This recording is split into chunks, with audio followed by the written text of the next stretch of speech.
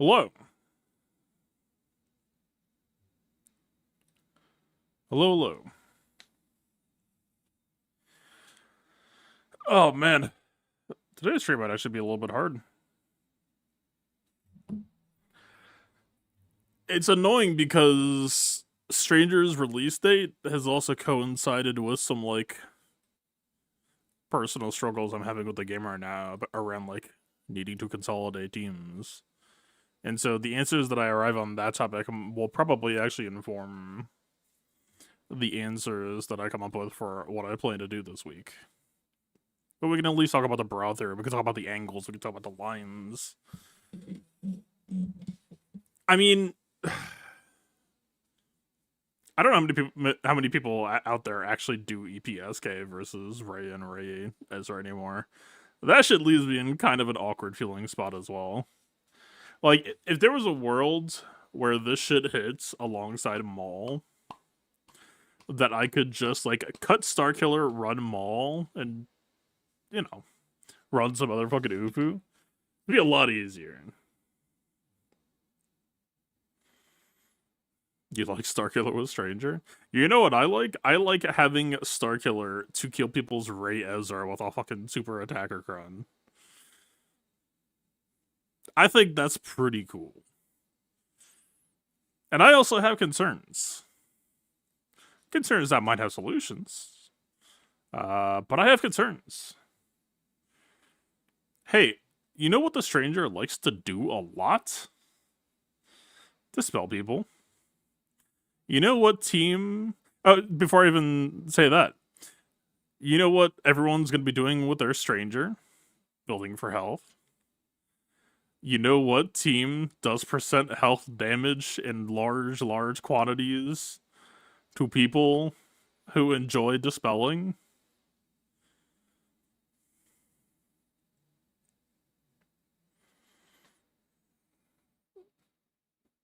So that's kind of where my head's at. Like, I don't know. It was a lot easier to just fuck around in the Theorycrafting channel and SOH events. It's like, hey, have you tried Balin? Now that it's actually like lock time, and I have to start figuring shit out, I'm like, I mean, dude, my matches for this week is out. My defense did extremely well. You know who also did pretty well? Balin. Fuck it, we can just go through my matches first. Maybe this was a Stranger themed stream, and it still technically is, but I think a big part of this is going to have to be figuring out who is available for Stranger at some point, right?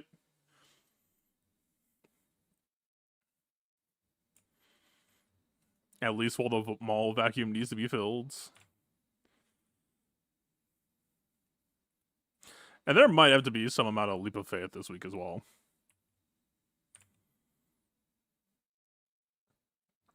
Yeah, fuck it, let's pull this shit up. Let's do this first. If we're gonna do this right, we have to go back to where it all started.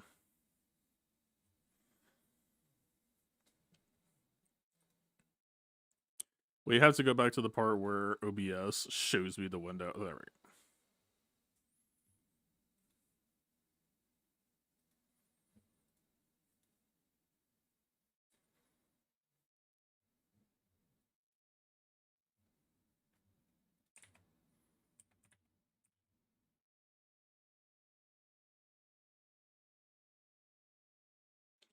Alright. Oh, I'd have to do it for YouTube.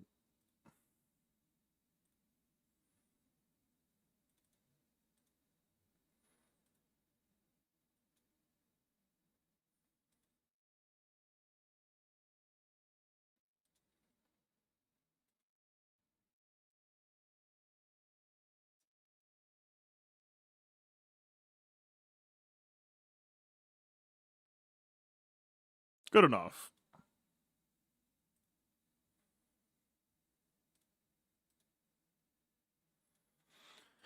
Alright. Let's go into Magical Adventure. In order to do this correctly.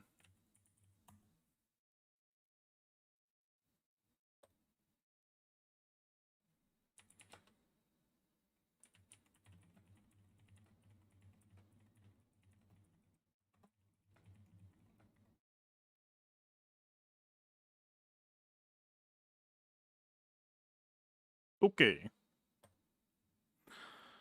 Alright, let's audit. What's up? Hondo. Pretty low budget, pretty lazy. 60, that's okay, sure, whatever. Great Mothers. Had a good feeling. Riva won, but Blood 11. Solid. Balin died to JML 65. Sure, that's within expectation. Cost wise. Riva with Ahsoka. Held to Balin. Support Kron. 3.5 minute fight. Died to Malgus, but Maul was already dead at that point. Maul is actually like fairly impactful for the Malgus fight from what I recall. I mean, it's all kind of useful. I might need to make sure that she's back on Bulkrum, like protection style, to try to time this shit out as well. Might not hurt. I mean, when the health is that big on the Kron, maybe it won't matter. It would still be good to make sure.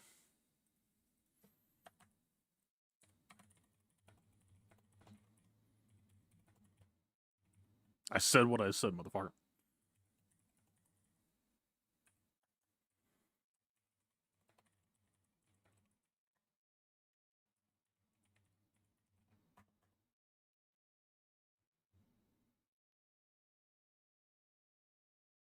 Any idea what task is going for with this modding? I have not looked.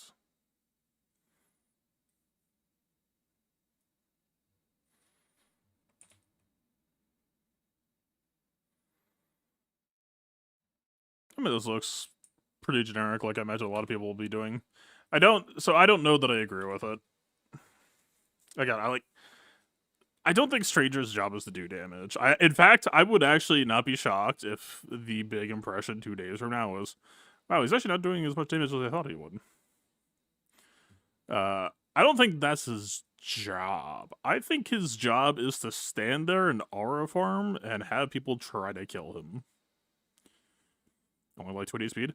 Why do people think he needs to be on speed? He gets 70 for free. He gets 50 almost immediately. If we're talking about relative percent overall gains, like, doesn't he get so much speed for free? There is so much room for activities. If you think that body looks weird, you should see what I have on. They want insta-kill. If you are planning to post Stranger on defense, and unless you think your opponent has a lobotomy, the insta-kills will never matter. The insta-kills are going to be into some shit that either cannot be insta-killed, or your opponent will be using something that kills him before they insta-kill. Our job is to try to make sure he's as annoying to reach as possible, buy time as much as possible. Hope that people don't know to just, like, aim at Starkiller or some shit like that. I mean, aiming at Starkiller would be risky, though. Our job is to build a little bit of a puzzle box. So it should just be triple health. I mean, we could talk about comps. Let's wrap up with this first, then. Let's talk about comps. Seer did well. Maybe not happy about this, but it was a cleanup technically. I don't know what their cooldown preload state was. I'm gonna optimize this a little bit. Maz, I mean, -3 to Seer. I'm not gonna complain.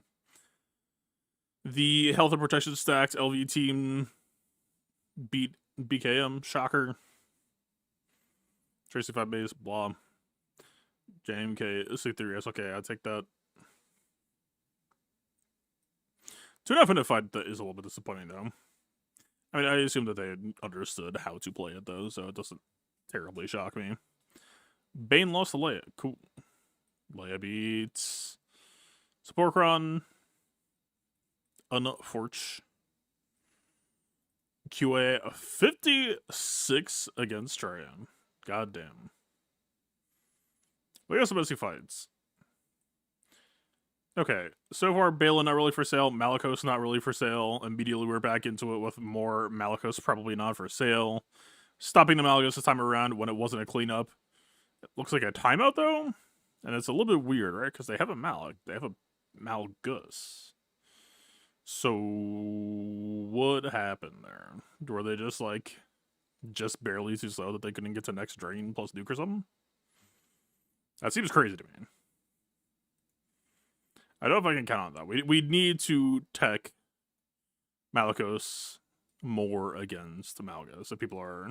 I'm actually a little bit shocked that people are defaulting back to it. It's good on him for doing it, but yeah, we need to... My Seer team used to be pretty hardened for this matchup, and I think it's eased up over time. But I mean, hey, like the whole point of Bulkrum, and I guess to some degree JTR is achieving it too, is to just eat up an insane amount of time for Malgus. Gungans 65 to Balin successfully. That's 1 point against them. Maz 58. Seer, good banners. Or rather, bad banners, good for us. Balin hard failed to GM. BKM hard went to GM. It's a little bit disappointing. Healercron was a good choice. Makes sense. Denies the Marin value. Basically makes her a dead slot.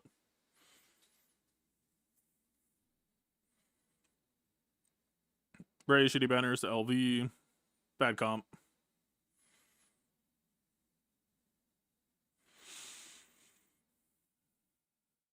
Yeah, all I really hope for. My Pirate King Hondo is very much an afterthought right now. It's okay. Died to Bane. Not terribly shocking. Support Cron, crit damage, QA beats out. Is perhaps a bit sad.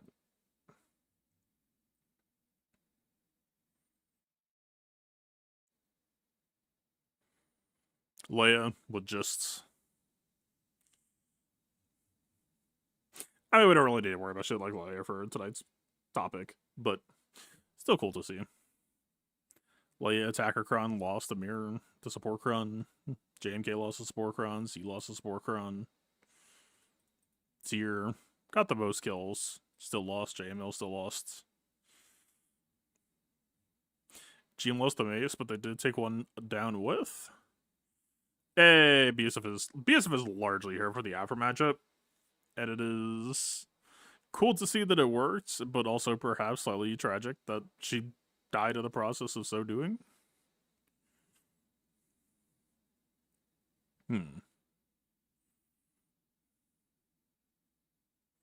She is a support, yeah.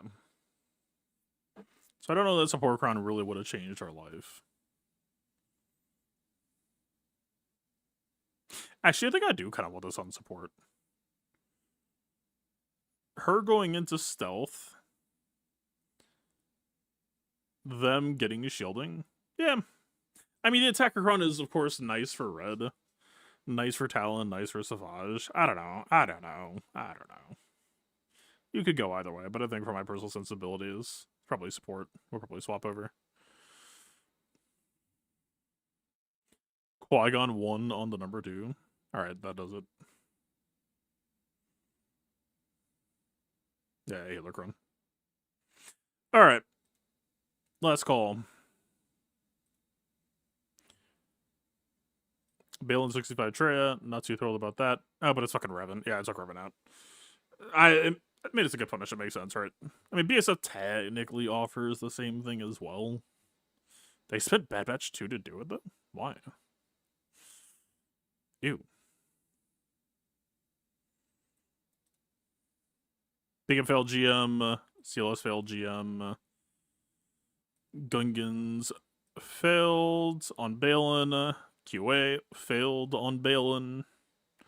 Another weird, like, Tank Crown last standing. I don't know how they failed to kill L3 here. It could have just been slow play. That seems crazy to me. Bane failing Leia. Leia mirror being Leia. SAT behind BSF. The starting foresight on Savage stops Afra from doubting Savage. Why do you might not have worked? Balin just punishes you extremely hard when people get feared.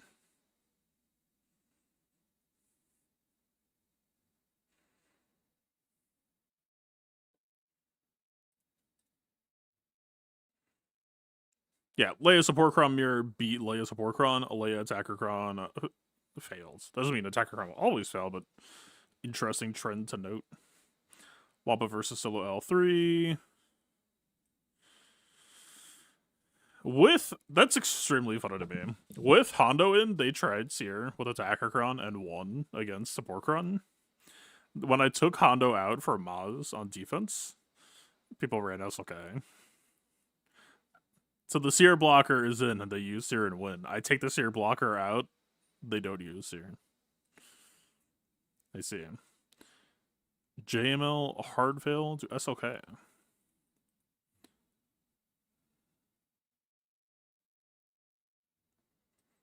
Yeah, Jim Kimmer, standard shit. C into Ahsoka, hard fail. Triumvirate into Ahsoka, not a hard fail, but doesn't look ideal. Maz, nothing. Kind of in trash at this point. I mean, Zori.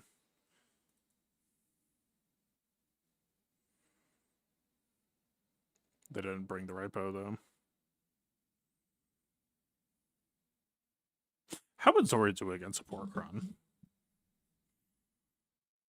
It is LSTM preload, though. That's just probably a plus, especially when I played up. Yeah. Okay. So what the fuck? Balon's performing well. Malikos seems like he's doing fine.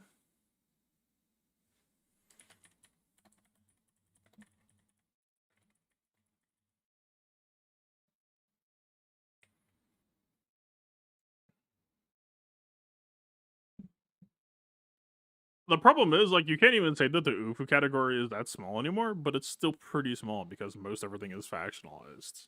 So the way that I see it, like, I view CLS plus Old Ben as a package. Maybe that's a little bit too narrow. Let's reread Stranger's Kit just to, like, thoroughly do this. Because CLS assisting would be decent value, but as I recall, it's largely Dasufu. All Dasufu allies to assists.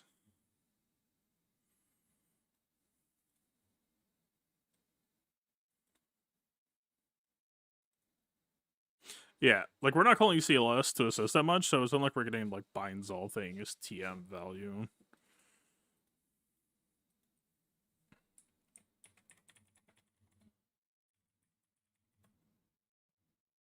That is the only call out to. Oh, let's try.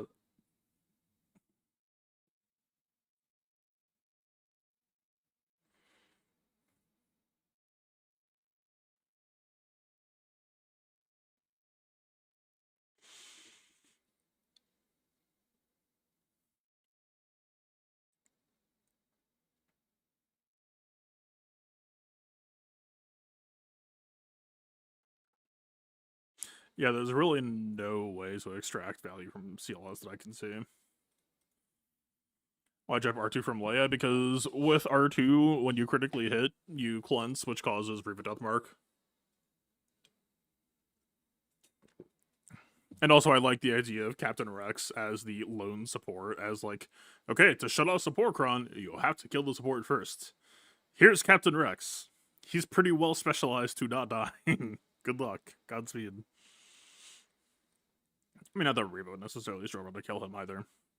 I think R2 went back in later because I pulled some units around. But yeah, that was the broad thought.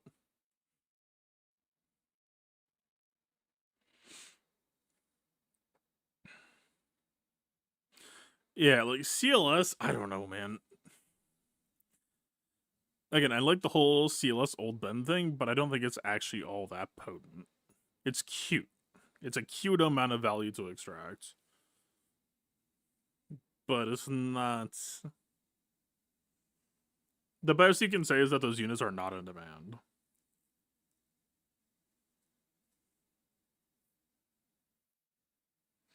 Binds all things, gives out a slight amount of TM. He gains Terminator whenever Old Ben gets hit.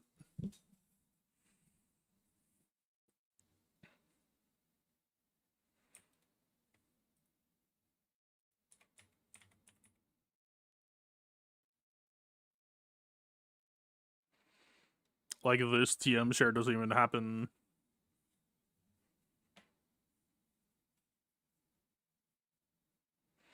He only gains TM if Jedi Rebels take damage. So it's only really damage on CLS. It's yeah, it's just not that saucy. So like that's an available unit that's kind of Ben Solo is like maybe technically available, but I don't think is all that saucy. Fulcrum I would much rather have with Seer. I think is a lot more powerful there. Cal, I think we're going to be talking about a lot tonight, especially depending on whether you're posting on offense or defense. I think on defense you need defensive tools, and I think on offense you need offensive tools. On offense, you can kind of just lean in more into a matchup where you're well favored. Enjoy your tools and just make sure you need to be able to close out.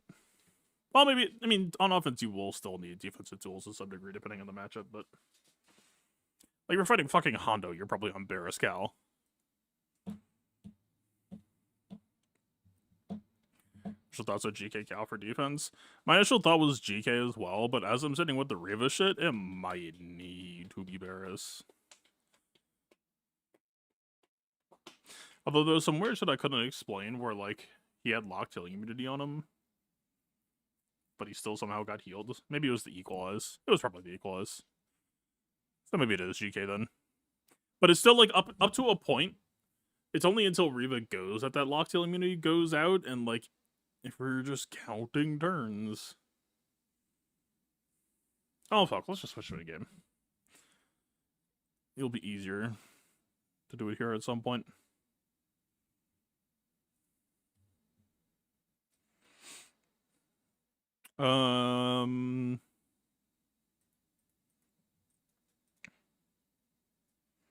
Yeah. Like, if he gets Deathmark, you have until Riva places the locked healing immunity to extract Barris value. Barris gives you 20% health back.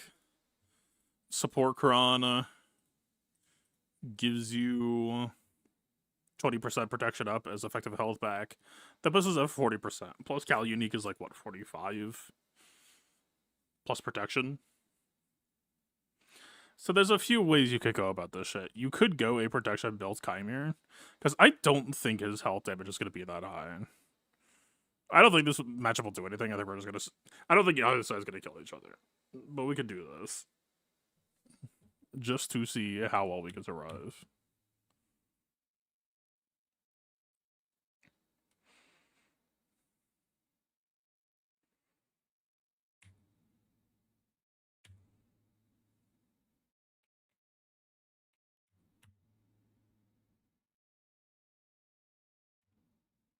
Maul normally has a very hard time not just getting extremely shit on.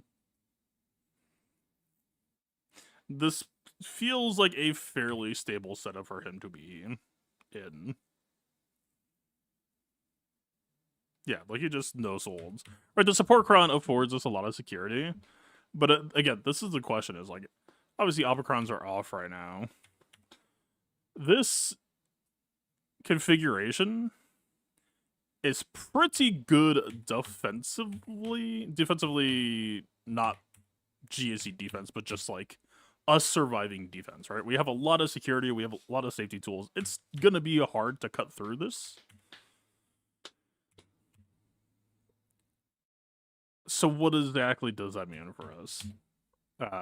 Well, it would mean like a would-be attacker could take a look at that and say like, okay, well this is kind of a timeout E thing, not necessarily super aggressive. And then they would start eyeballing your Cal and be like, well, okay, if I killed that guy, then everything just kind of falls apart, and try to solve for it that way. And I don't know how much aggression we really have on this team, even if I were to swap Chimere over to damage modding. Yeah, that's going to be a major question for me right now. I was like, in this matchup specifically, if I just hit auto and we instant kill that Vayne, what's going to happen? The Vayne's just going to come back. He's going to get revived. So, like, we are stable. I imagine this will probably get timed out unless Brutus, like, massive damage. Alright. I should do that.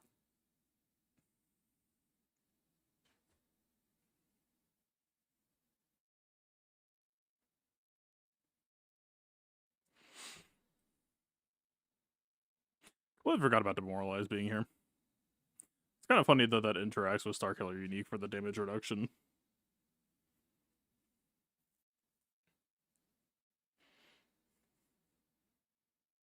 Like, if we draft Malikos, we would get Revive Block for matchups like this, right? Where we could then talk about, like, well, if you just, you know, you don't even necessarily need to bypass Vayne at that point. You could just insta-kill Vayne and he's gone. But again, it's like, what the fuck? So, is Starkiller disappearing? Am I replacing Mace on defense with Chimera's Starkiller? What the fuck am I killing Ray Ezra with at that point? This is why it feels like there's so many unknown moving parts at the moment. And the thing they get, well, okay. I mean, this entire fight is off the back of support. Support plus Barris plus Cal at the moment. Like, if I took that shit out, we would easily lose this. By the time that this Kron's gone, Maul will be out, and that will hopefully provide more structure for what the fuck this team is supposed to do.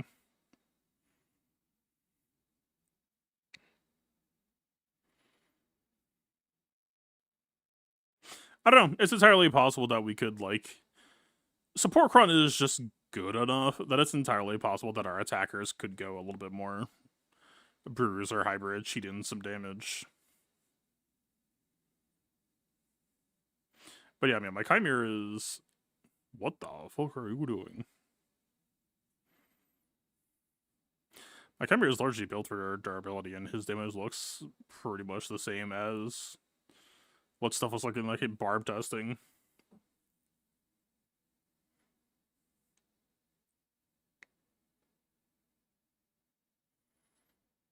Okay. I mean, he's missing protection, but is that just because Anguish self-tax? And everyone else looks fine.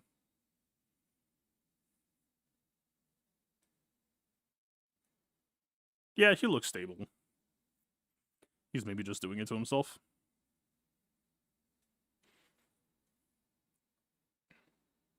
It is cute that Chimera calling Maul to assist will accelerate him stack-wise, so he can get back to 5 sooner.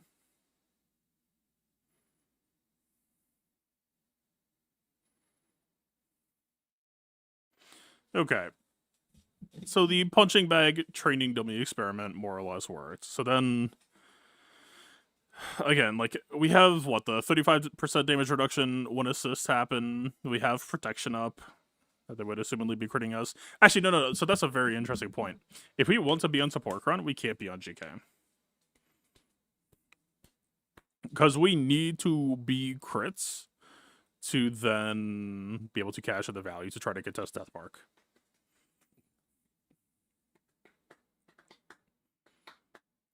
I mean, it's kind of the classic Bears versus GK tension, but just in a new light. Looking at defense secondaries for Stranger, I really don't know what I want to do with him yet. I mean, this is what he's on right now. Part of me just wants to slam full protection on him. Part of me is in this, like, well, what if we just contest against Deathmark with healing and shielding for percent health to try to... Where the fuck is he? Sir?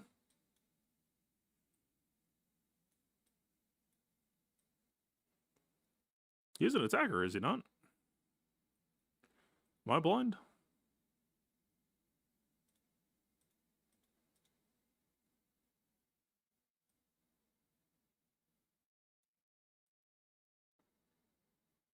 Am I stupid? What the fuck is going on? I assume he's not favorited, but, like... There he is. I'm, like, loosely on some shit like this, where it's, like... generic, mostly fast, mostly defense health. Slapping some extra value. I don't know. I don't think his damage is going to be that high. Like, we could put it on. We were doing 30 to 50k before. Let's do a side-by-side A/B test.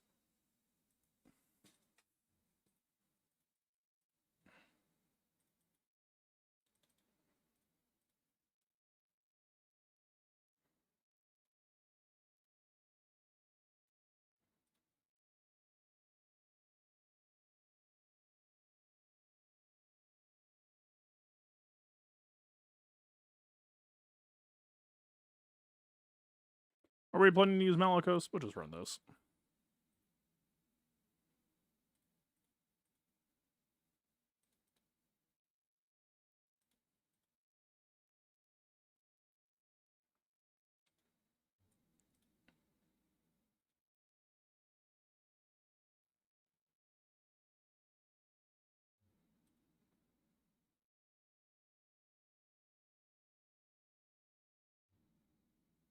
Like, if we run this fight again and I manually play it, I do not think that this is going to feel very different.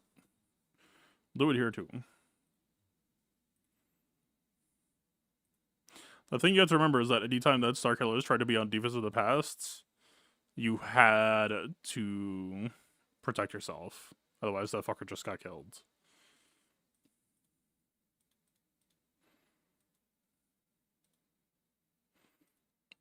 Anytime you were like, oh boy, I'm gonna... No. He's not that durable.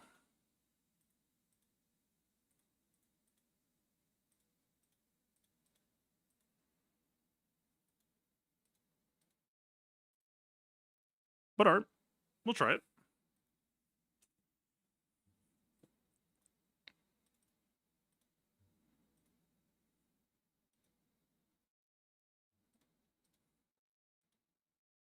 Well, this team has Giga Reactive and GAC. Yeah, and in order to buy that reactivity, you have to be able to take a hit.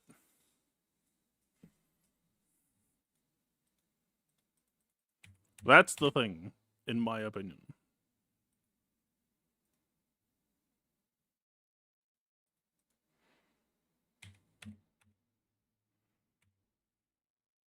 Reactivity is earned, not owed. Or something like that.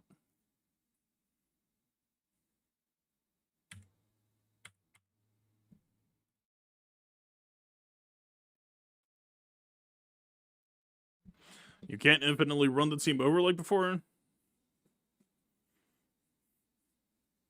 I'm not sure I agree.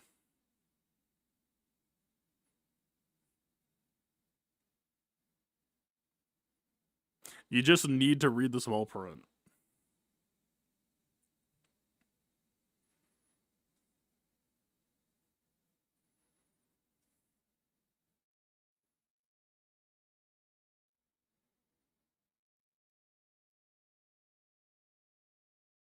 Them twice they just go. The person you're hitting just goes. Everyone else, if you're critically hitting them, like if it's a light side tank like GK, everyone else gains 10% turn meter. They will go eventually. If they can gain turn meter.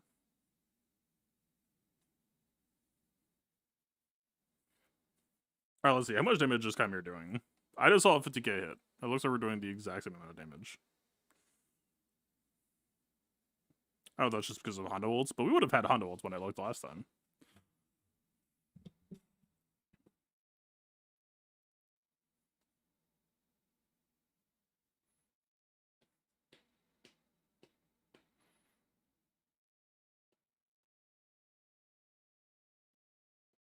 I like how Starkiller ult this time managed to actually kill them despite having less health.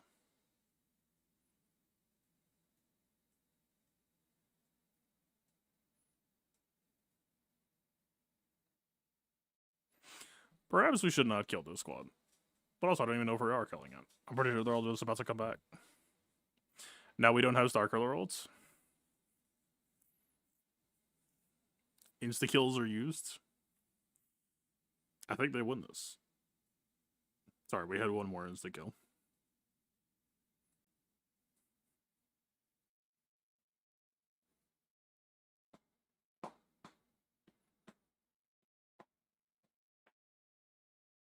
Why are we single target focus targeting again? What the fuck?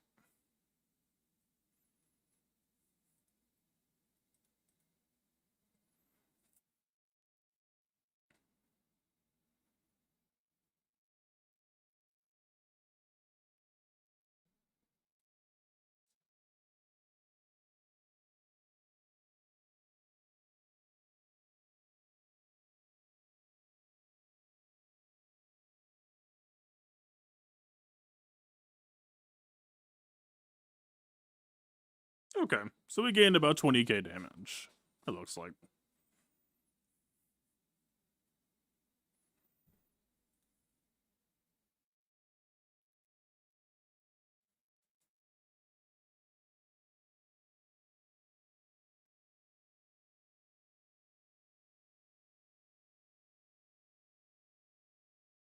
Okay.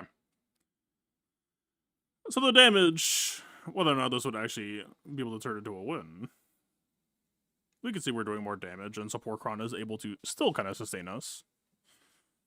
Now, how are you going to feel about this level of survivability when a death mark is on Chimere and he has locked killing immunity?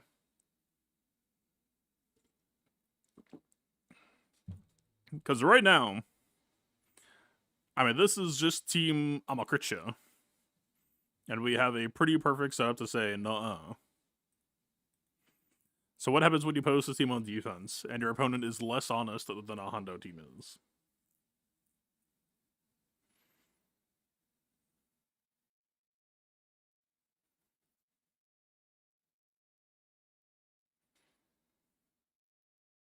Okay, that's actually very funny as well. Maul supercharging Cal stacks is very funny.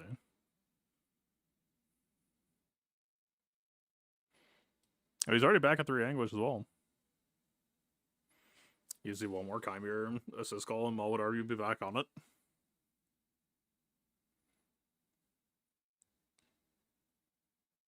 That's some okay novelty, right? Maul kind of, we got the Maul JTR in the past.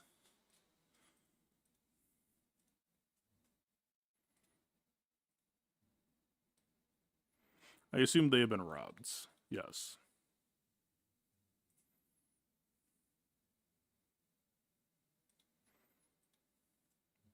Allow me to SWAT.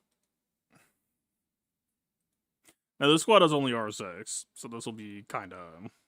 But we can at least get a loose idea of flow.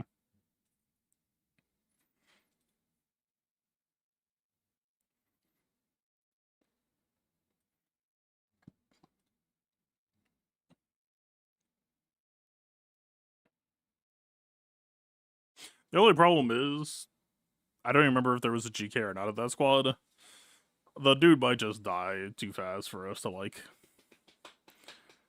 do initial combo and see them, like, try to take control back. But the thing is, there's no GLs on Chimere squad, which means a Bad Batch have their Omicrons on. And historically speaking, if you are not named Riva, that you would be poorly suited to bet against Bad Batch 2 Omicrons.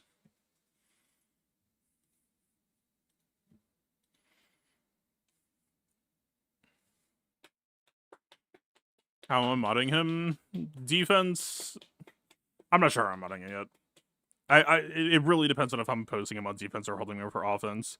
The way everything is, I think he should probably be on defense because he's not going to score that well on offense unless he's just killing some insane value thing for us.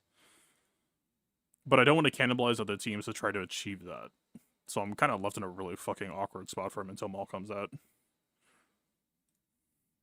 Alright, obligatory blah blah blah, only R6 squad. Fuck it, I'll just do no Omicron. Or Datacron, how about that?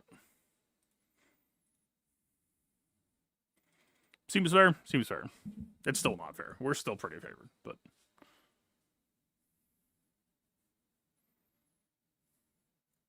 So in GAC, he would have taken a bonus turn and auto self-cleansed.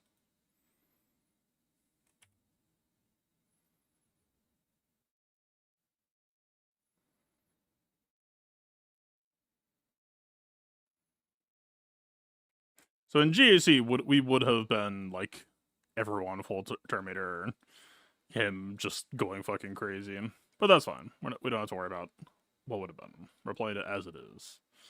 So what would the idea be here? This is a Healercron, but it's a Barris Healercron, so we're not necessarily going for Barris first. So what do we think here? Well, Starkiller can't counter us. Why is my modding out of whack? I literally just loaded the loadout. Oh no, it's not out of whack, it's just the boy got stunned. What are you gonna do?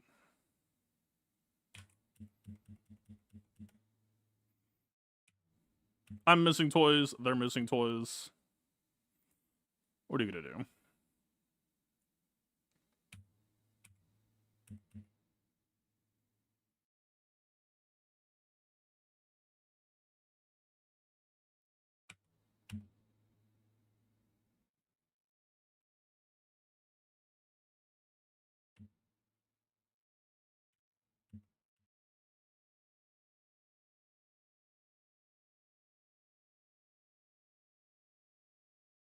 The mall cycle is problematic. We almost had Wrecker back.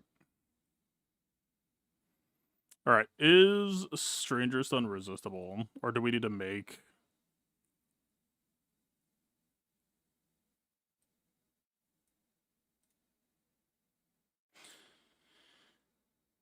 Stun the weakest enemy which can't be evaded or resisted.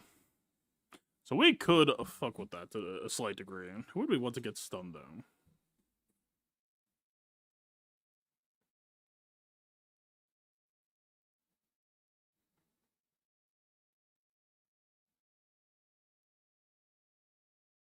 See, whatever we answer for this, it's not gonna... if we answer... No, Crosshair being stunned is correct. We just can't playtest it properly. Let me reread this shit.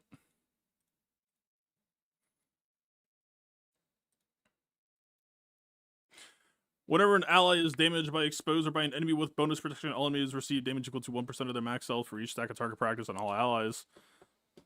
I don't think they do exposed, do they? Stealth allies are immune to damage over time and plague. Enemies to defeat can't be revived. Oh, that's fun. Oh, that's very... I keep on forgetting that should exist. So Healercron just doesn't work against them?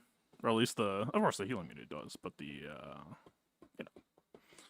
Return to us. A little bit. Fuck, dude, this squad is so overloaded. Why does this squad have so much free shit? And they take a bonus turn whenever they are stunned or another ally falls below 100% health. So we have already established stun equals bonus turn.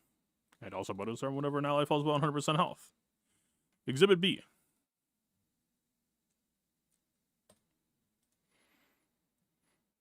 Whatever Crosshair is afflicted with a debuff, he dispels it.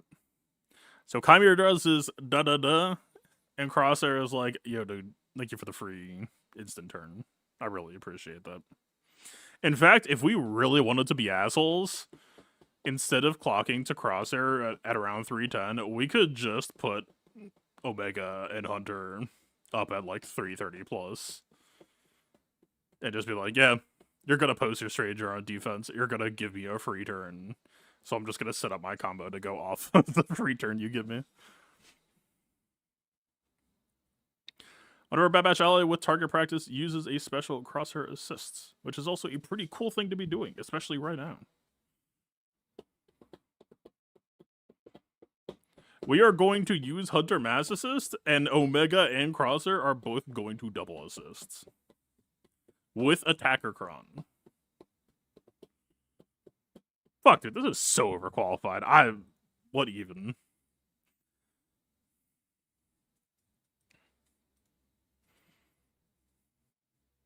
Okay, so the stun can't be resisted for Squad Arena testing, but won't exist in Grand Arena. What does that mean for us, if we want to fuck around with this?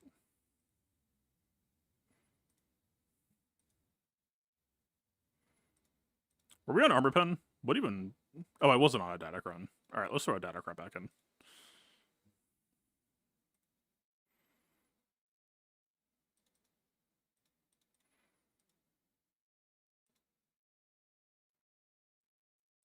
Let's do LS bulk plus no extra. We'll do the greedy version.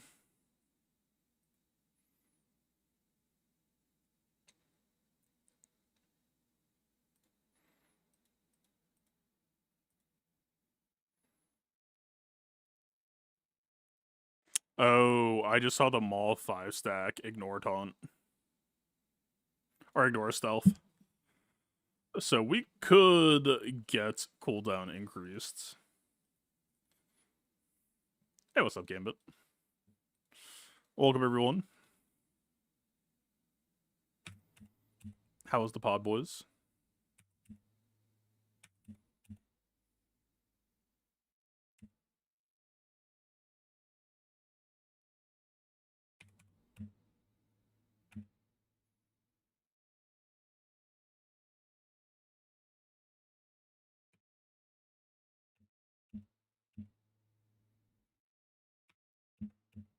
So I guess it depends on the pacing, right?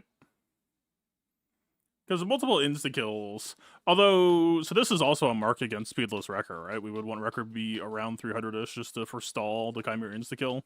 He might be on 0 speed right now, actually. Come to think of it.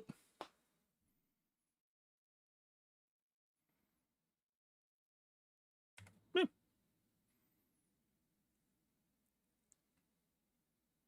That would be another bonus turn for us in Grand Arena. Would have been real fucking nice. Can't have shit around here.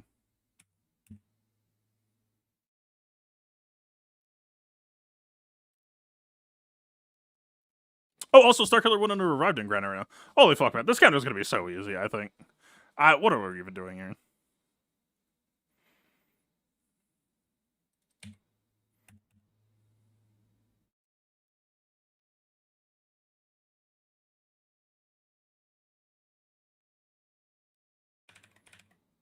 Wait, did they lose Acolyte when one person dies? Relic Delta -3.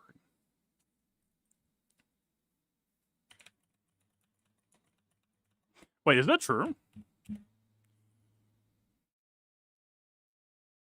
Are they just boring people now?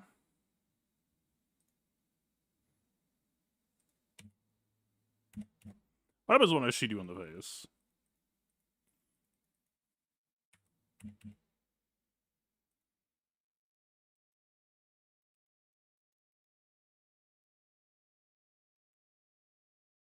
Wait, I lost my TP stacks.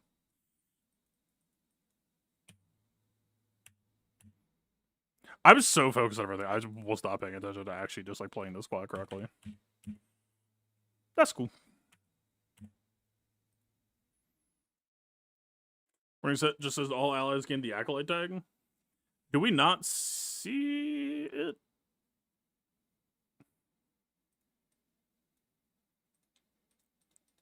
Dude, there are so many reasons to like Bad Batch into this matchup, I think. You have to be careful. You have to not shoot yourself in the foot. You could easily do that and just get mowed. But, I don't know. Would I rather do Bad Batch against Hondo or this?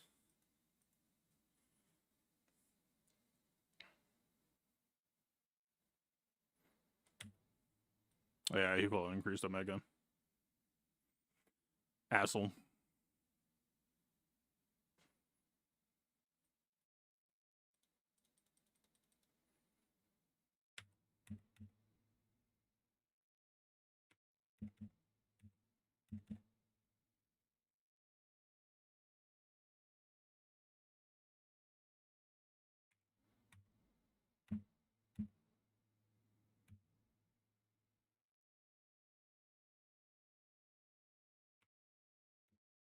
But Starkiller is going to be taking a fuck ton of bonus turns during this. So, okay, the question I have is this going to be the rules of, like, Embo, where Starkiller has to take 2 bonus turns for it to turn back on? I don't think it does. I think it's just, like, you do 2 hits, the 3rd hit doesn't do it, the 4th hit does, the 5th hit doesn't do it, the 6th hit does.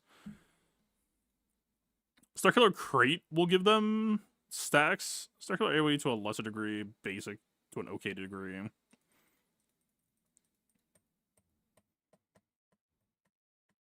Because we're going to have Snipe almost immediately. And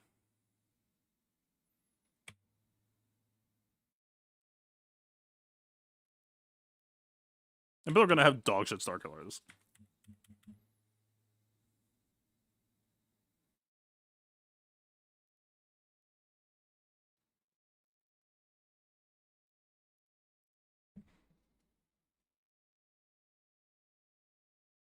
Sorry, I completely forgot to look and confirm if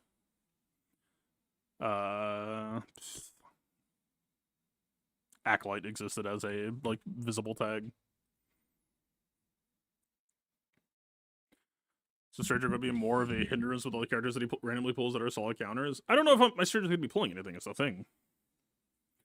That's what I'm saying. Like, that's the number one struggle we've got leading up to lock. What the fuck am I supposed to do with my Stranger? It is a potent character walking into set 25 and is like, are we stealing Starkiller? Are we stealing Malicos? Are we stealing Balin? Are we Like, we could have a conversation about, like, okay, what about Bearish? Sorry, I just had to. I think Acolyte is visible. I will believe you, and not try it again.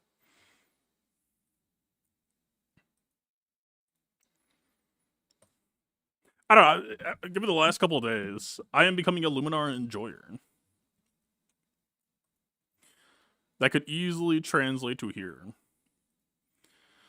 The problem is, I think Barris, if we run this fight back, I think the lack of Barris is going to be immediately felt.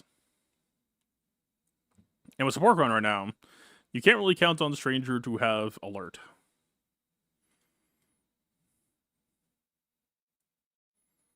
Is that from here? It's somewhere. He gets alert, and that's how he does all of his extra attacks that call Star Killer. But his support run is just constantly removing that shit. Should I just lure on basic? Is he just programmed to assist himself once and then he gets or something?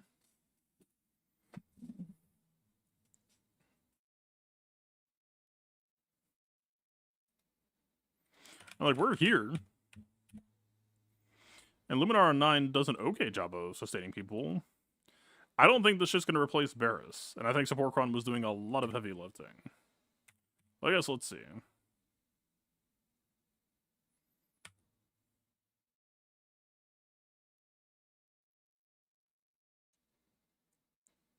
There's also the issue of protection disruption does not prevent or get rid of existing protection up.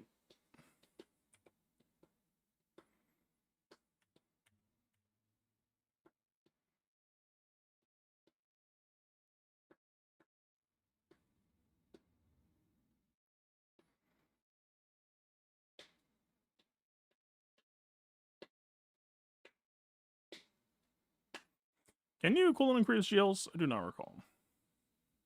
Yeah, I don't think so.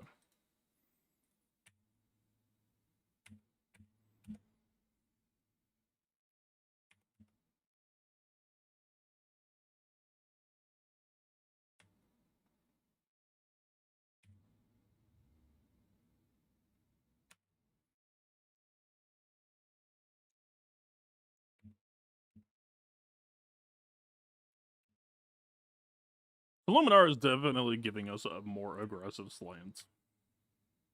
Which is cool. And we almost fucking died, which is arguably less cool, in my opinion.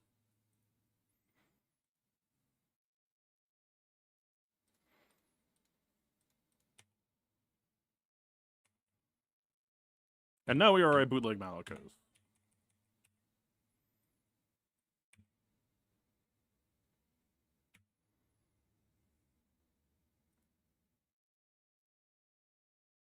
I mean, Luminar gives us the protection over time, and because we take a lot of turns, we do kind of extract more value out of Luminar 9 than normal.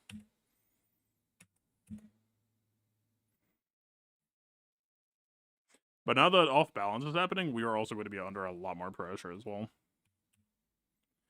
In my opinion.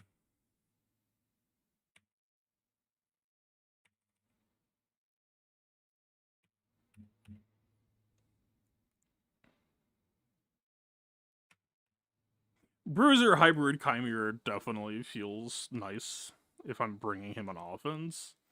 I would still be fucking terrified to post that shit on defense, though.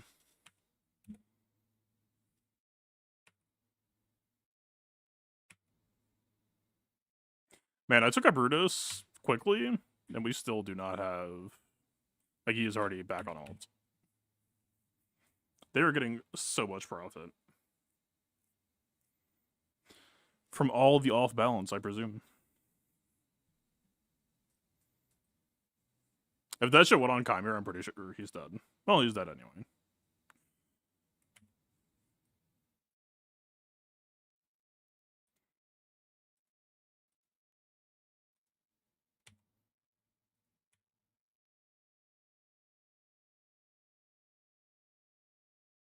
I believe that was the equalize.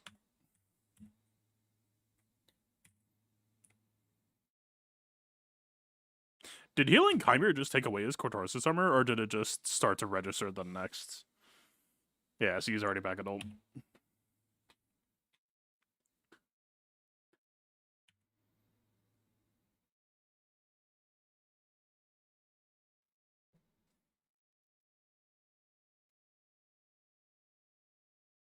Luminar away from Ray without giving the like a single test week.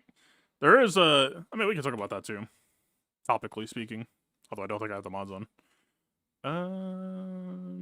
Was this current? Yeah, kind of. All right, let's load this shit. They swapped to a Hell Support Crown, and it caused some wrinkles that will need solving by tomorrow. There is a lot of fucking work to be done tomorrow, and I do not have the free time to hash all this shit out, and I really fucking wanted to work on Tuxedo GOT a little bit.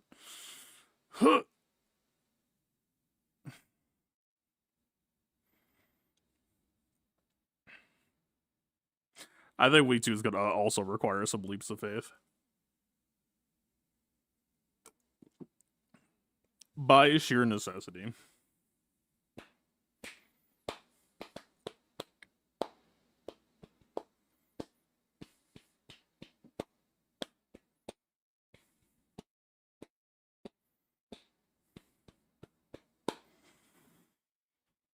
Luminar 9 is cool, man. I don't know.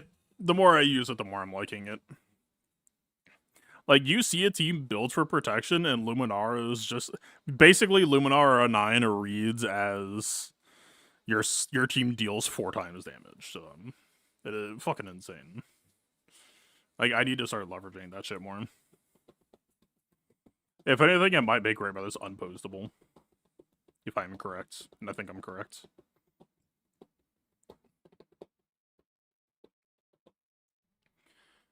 Am I free? I am.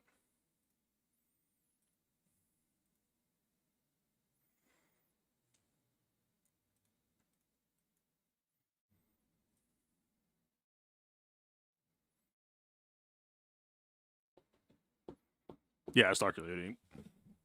Makes you immune to daze. I don't think it makes you immune to shock and shit like that. And there are certain effects on Chimera that are TM gain rather than bonus certain. Like, I know the first hit is specifically 100% TM. Alright. Again, there's a Nathano here for reasons not exactly super indicative, but just for the sake of fucking around in a sandbox equivalent.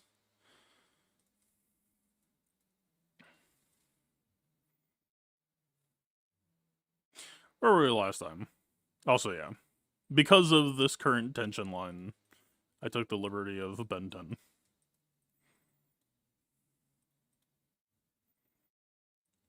But it's not necessarily cut and dry with that either.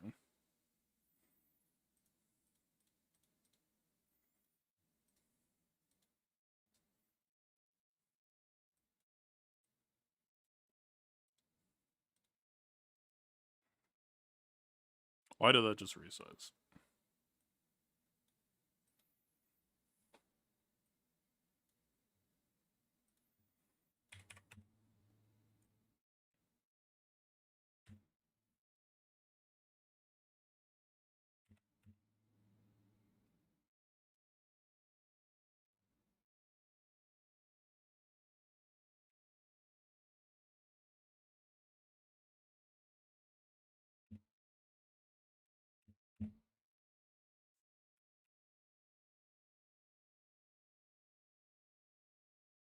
Right? Like, it's decent damage.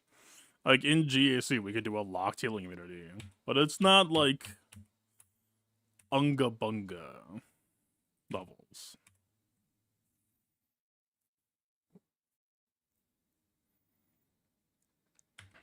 So I think they will have to work in concert. Almost as if he is a lifter and it is her squad. Basically, I think we would have to like do that, be like, haha, you are healing me for 4 turns. Right before like a whirlwind.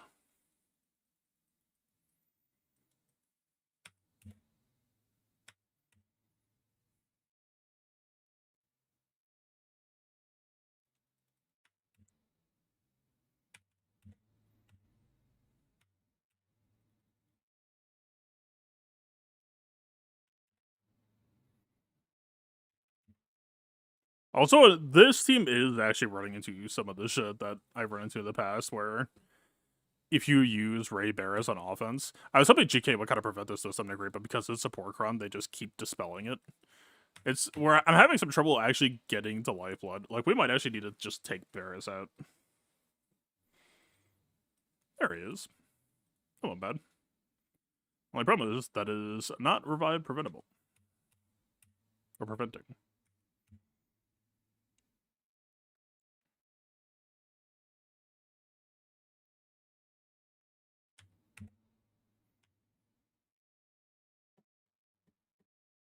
It's bulk.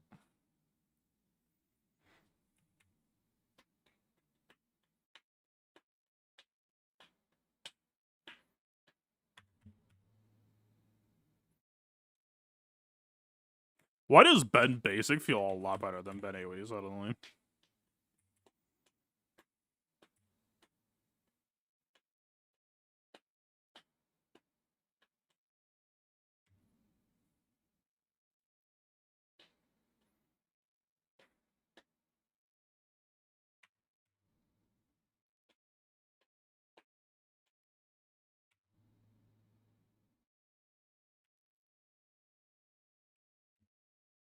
Maybe we need to play this without Barris.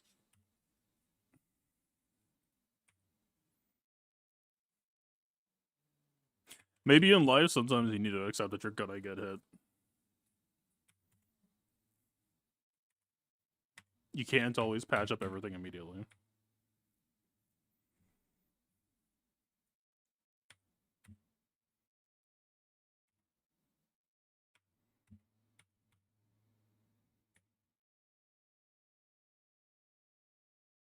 Also, they love increasing his cooldowns.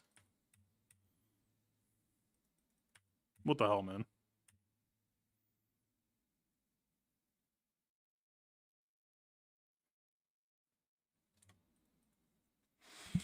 How about this?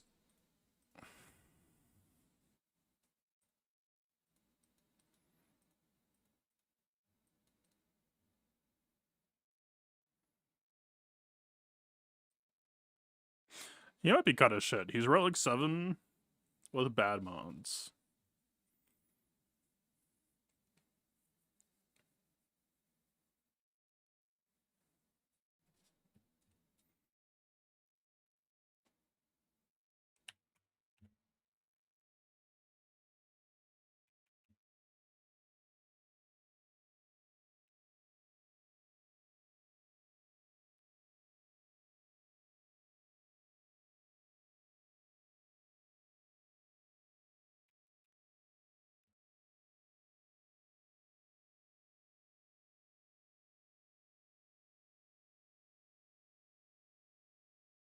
I have a Whirlwind.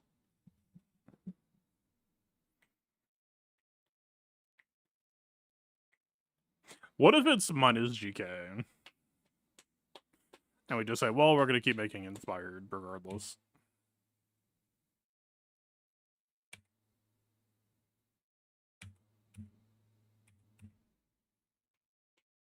Barris would help a lot.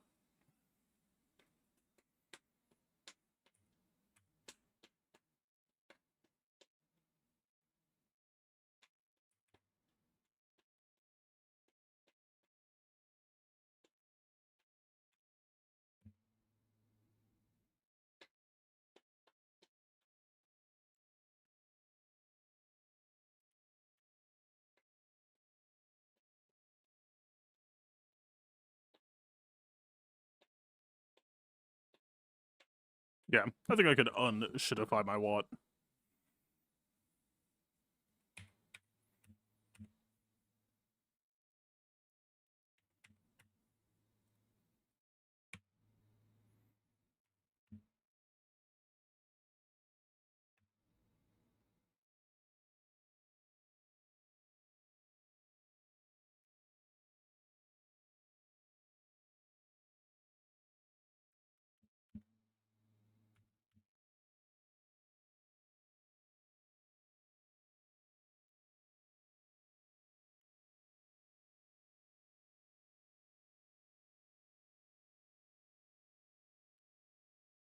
Hmm. We just need whirlwinds, and the fucking heal over time, if they don't dispel it at a time, is stopping us from getting whirlwinds. Alright, next step is just gonna be, like, wait for Vayne to drop taunt. We can do this while we wait.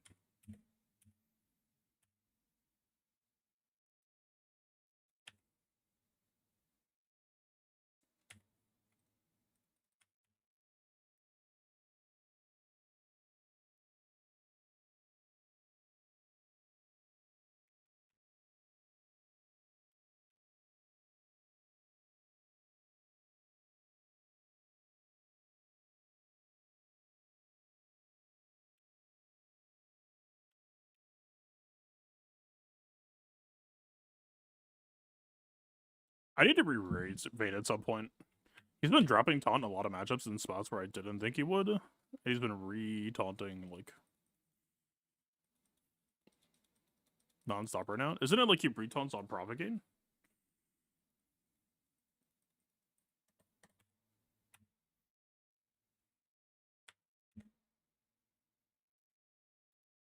Do we only ignore stealth during...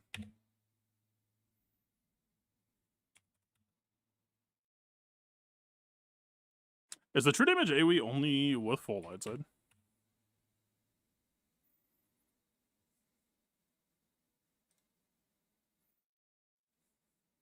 Alright, I don't know if it's what.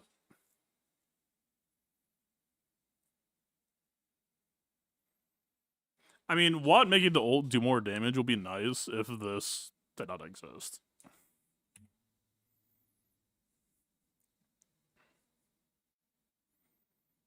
Or we would need a more aggressive shell. And or we would need Ben to have his Omicrons.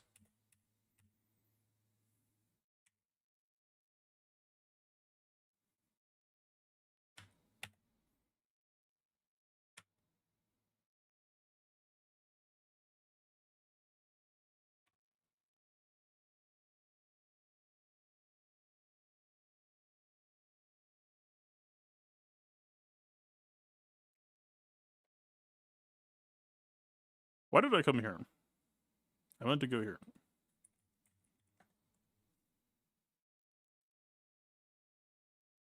Yeah, so this checks for light side.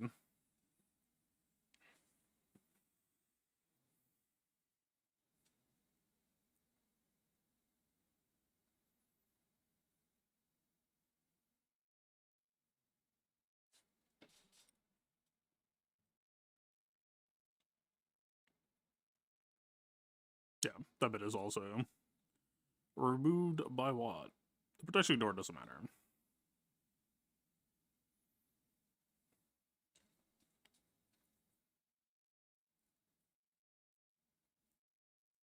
This should ideally should never matter.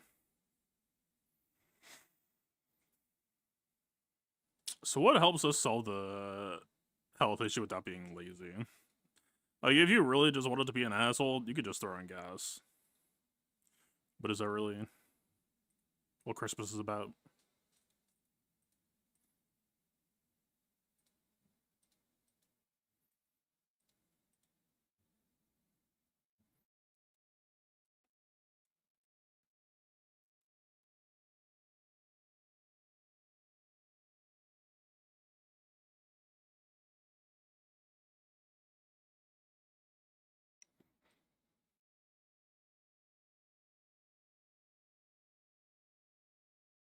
Surely this man has mods on.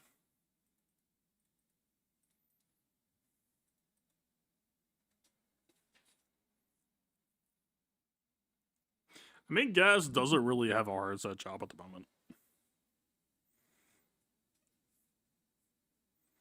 Solid in JML, sure.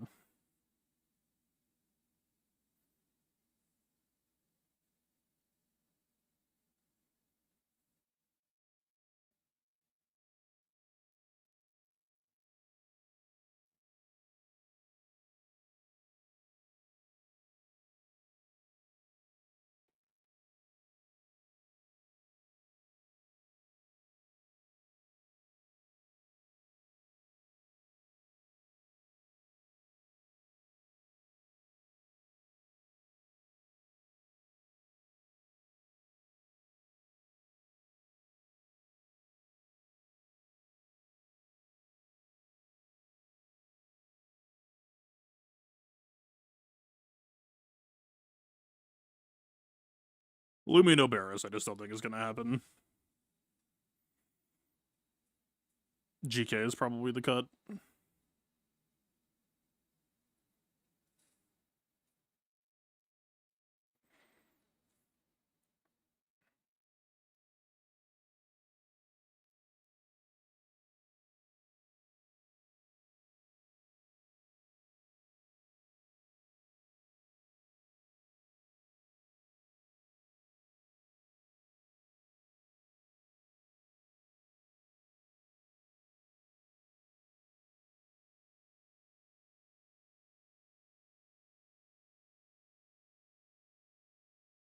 No. Alright. Buddy.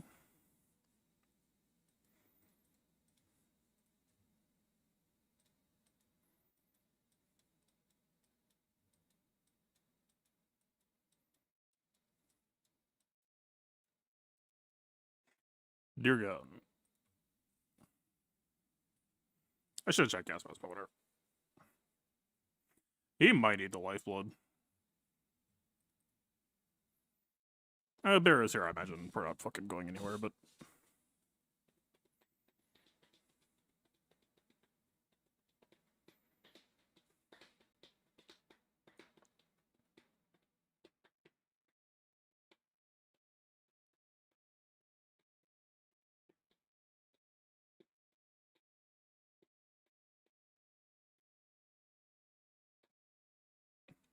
Okay, the fact that Whirlwind went right before Gas gave him protection up when Gas could have, like, produced him first and then Whirlwind possibly killed is perhaps a bit suboptimal.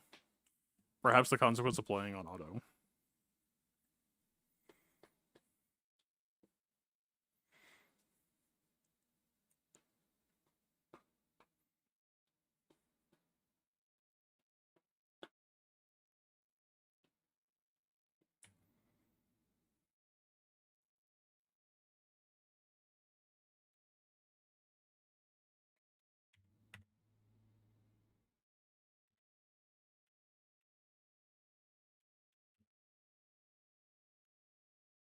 Yeah, the foundation is very stable. It's just...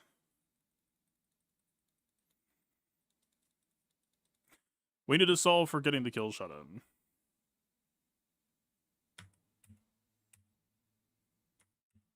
We just need Silvo access.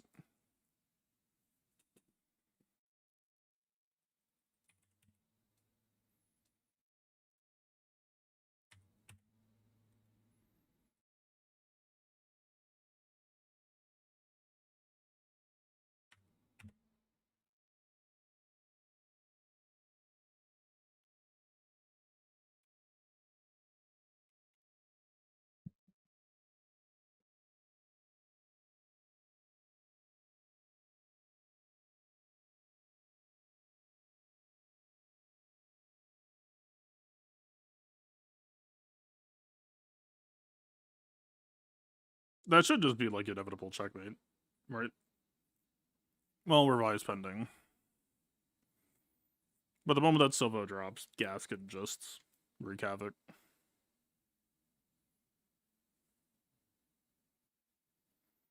Reduction.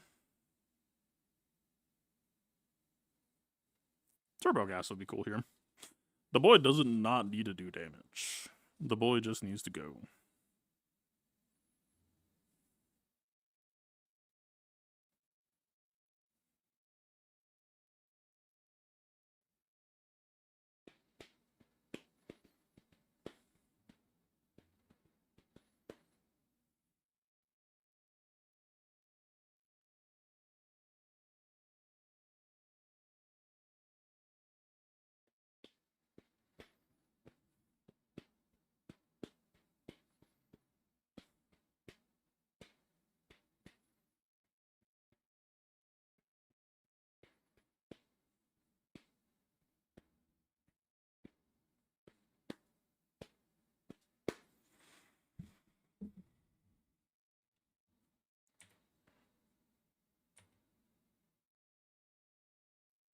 That appears to be checkmate.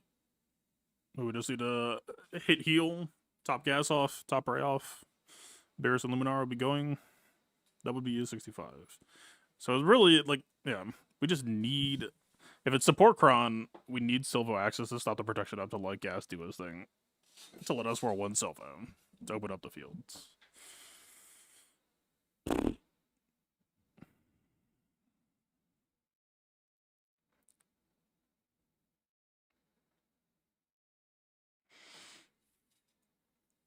Well, this is Pyro King on no counter. Am I pivoting Bad Batch to something else? I have no clue what the fuck I'm doing. I am just trying to learn as much as I can to be able to do as much as I can and just figure out a game plan whenever I see a board. It would be nice. I mean, so obviously the caveat to that is, like, you would need to know if things are mod dependent. If a Bad Batch counter A requires tenacity mods and a Bad Batch counter B requires normal mods, then you would have to decide pre-lock. But right now, there's nothing like that that's forcing me to choose. I'm not using gas anywhere else. Luminar, I think I will be on the same generic mods regardless. Ben and Ray. I'm just going to try to make broadly better. So, like, I don't really have to be super committal here.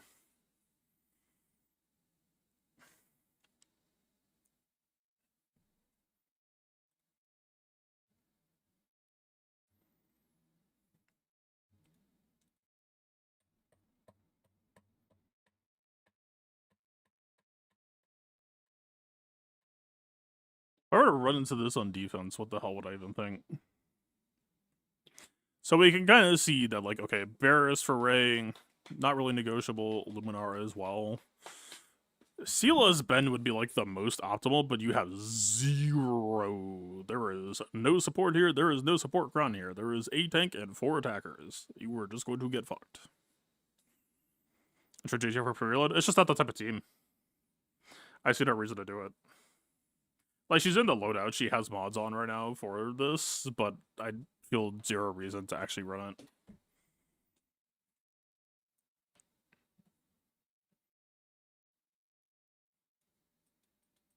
Like, if I was posting this team on defense and Barris was not there, I would just assume Reva's gonna wallop it.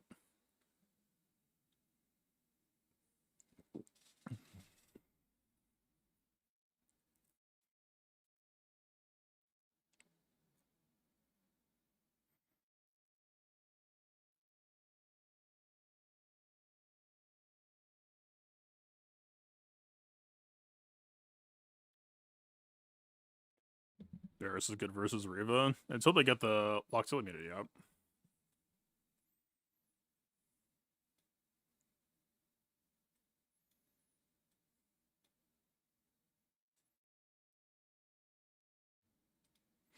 I did double the lead, but I don't know. I am still concerned about the Reva matchup.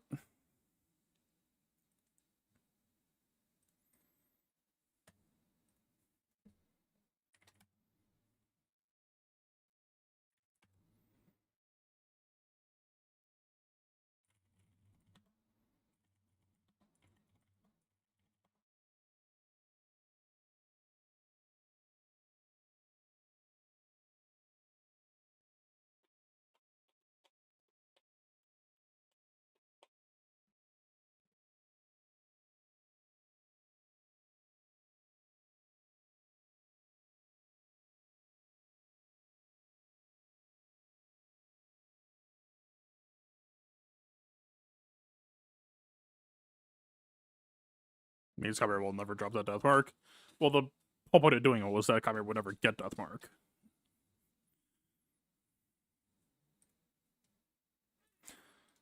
I'm not that caught up about it, but it was literally just like, okay, if I take this, it was literally, if I level up this lead, I am placing deathmark on my character. Do I want to be doing that? Like, I don't feel that strongly about it. It's just, like, obviously the stuff that you get after it is quite good. Just a weird feeling.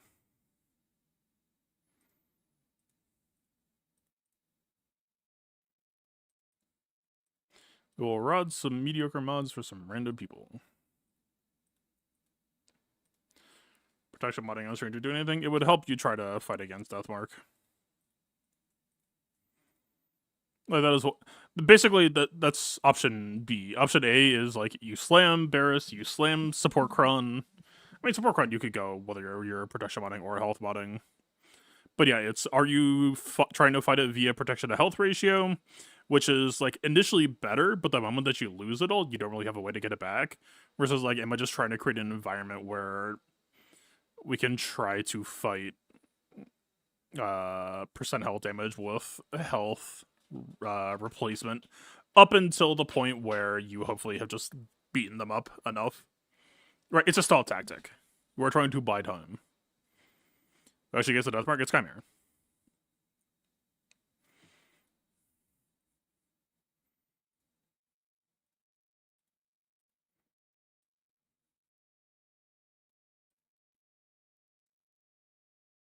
Not gonna give Watt this quality mod, but just to see.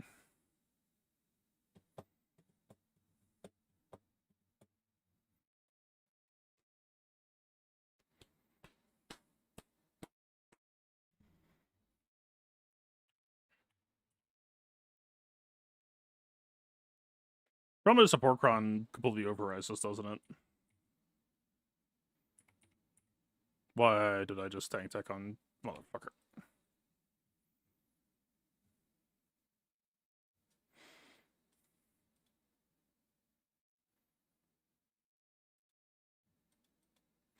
This is saying all this with cleanse him, but it's his turn when it happens.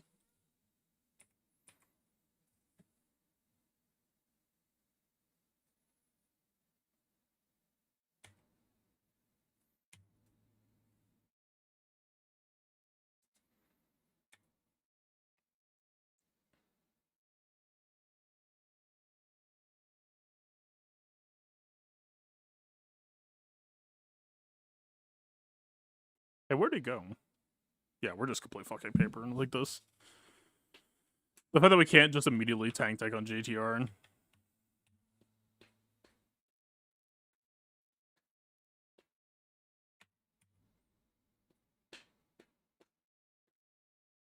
I completely forgot that Batcher can't do his fucking job of force that exists. Cool character.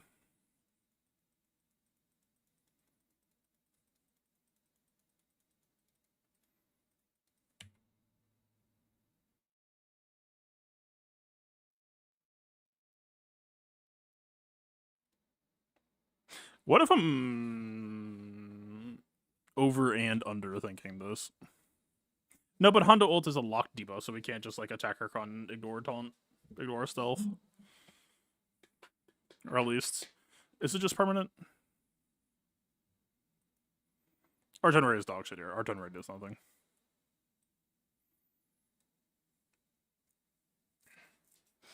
So in theory, Attacker Cron would get to win out eventually.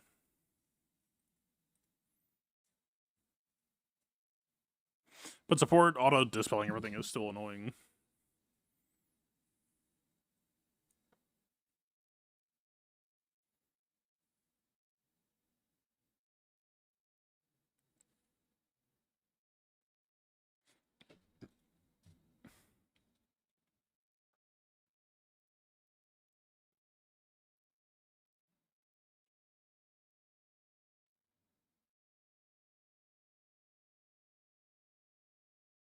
That'll make this easier or harder. Easier, I would say. Well, depending on who they replace it with. I assume if we do this, that support cron will just dispel it. Yeah. They just get to do whatever they want.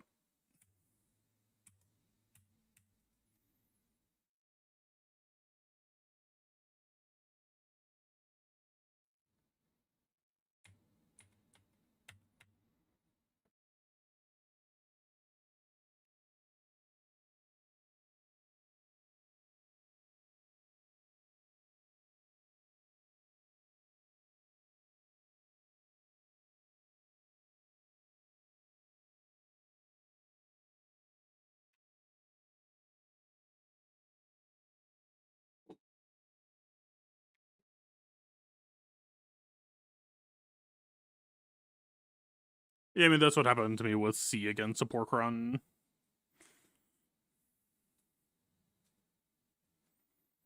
C C+2 tanks. It was basically just like, I did not, I guess, get the seat out in time that everyone hit him who needed to hit him. But by the time they got the seat, he was just like 5% health.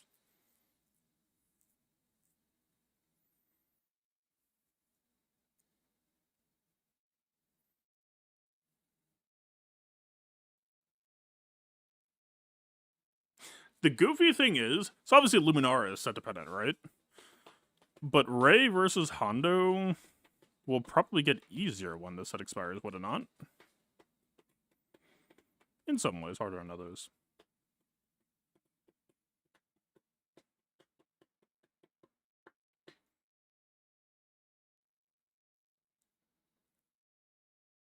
What do you think the team is right now for Stranger? I still do not know the answer to that question. Like, if I'm trying to just say, I'm posting it on defense, here's the best fuck-ass team, cost does not matter. It's like, maybe this?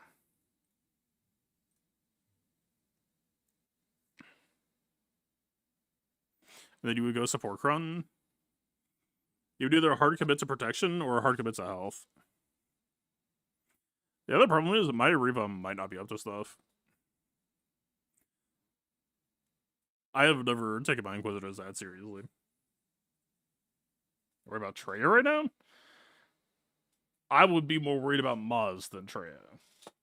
I think. I mean, you should be worried about a lot of things. Chimera is a very strong character, but the moment that you post a character on defense, people are just going to start looking for holes.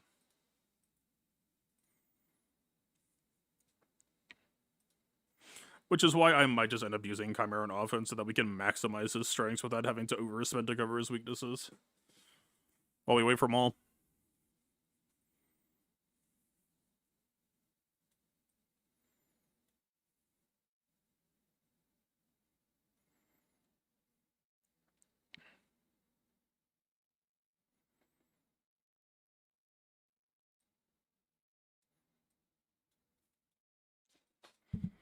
Is it really overspending? I mean, yes and no. I mean, again, like we started the stream off, it's less like Pearl Culture about overspending. It's just Bela's doing well. Malikos is doing well. I don't really feel inclined to rob them, to try to bail out a team from a possible predator. Right?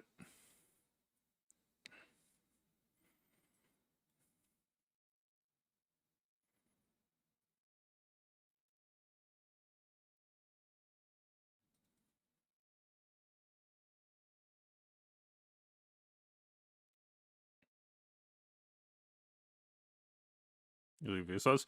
I feel like Visas is dog shit. If you are ever saying God, like Visas is gonna do nothing against Reva, literally nothing, less than nothing.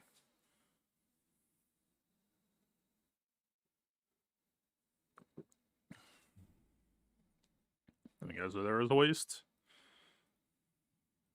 What is he adding?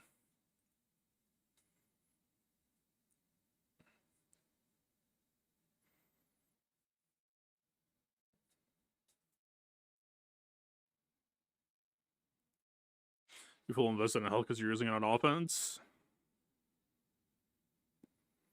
Health and protection for offense probably just depends on what I'm willing to give him.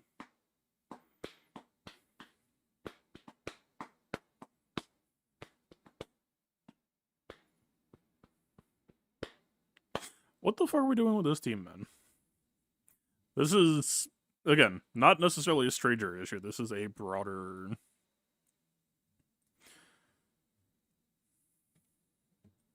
Five.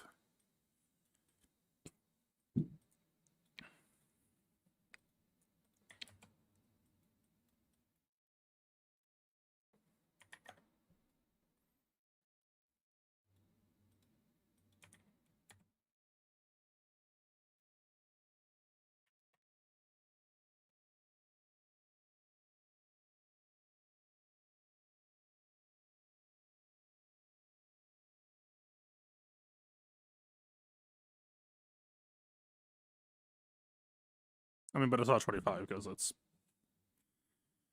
-1 to it's a soul for a soul.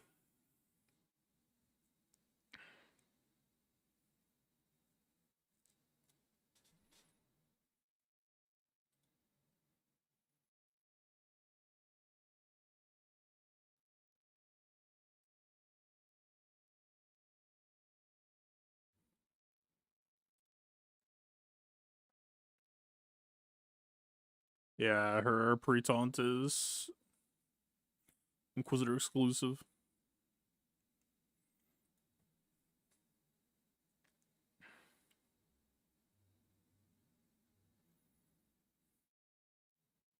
Like, another way to put this is,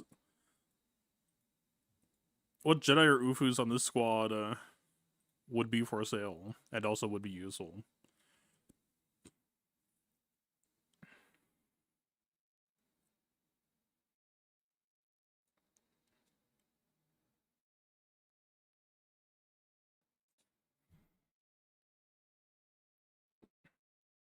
The problem is the way that the matchup tends to work, if we're talking Reva specific.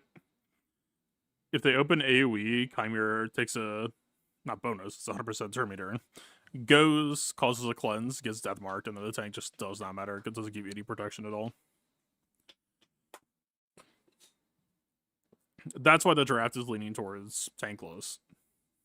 These are just characters who try to help him survive 50% health damage per hit.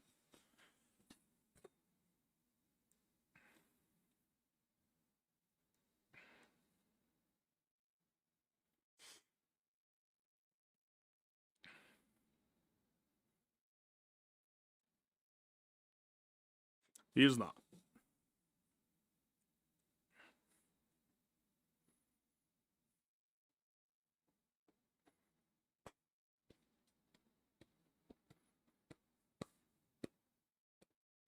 I mean, they have other like ways to contest, or like variables, right? The whole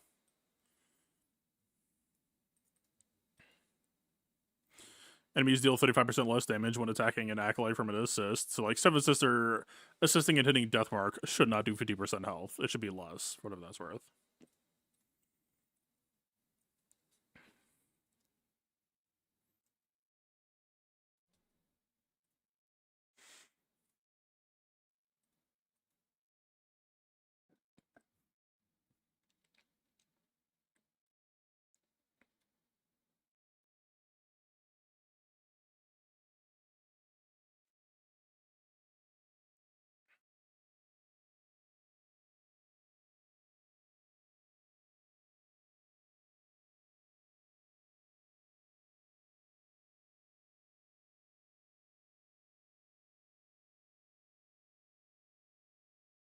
Dude, this team's gonna be fucking Balin food without Malicos. Or with that Maul. Not Balin food, Malgus food. Like, what? I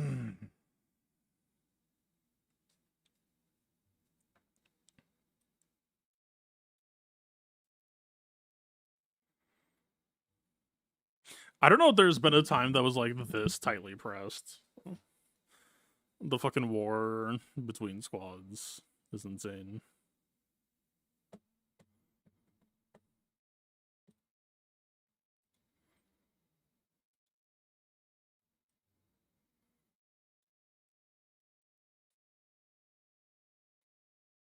Can we just, like, get Raycron back just to, like, make this easy for the next few months?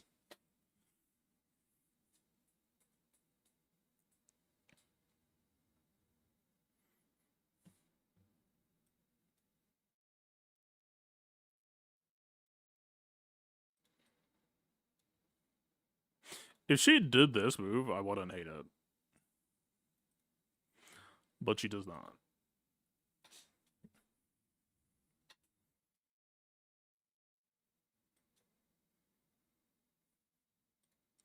Maybe it's her anyway.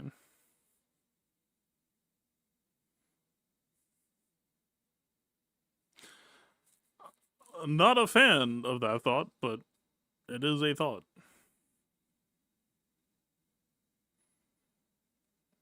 She doesn't use it. The AI does not use it unless I can get a kill shot, as I recall. It is basically offense only.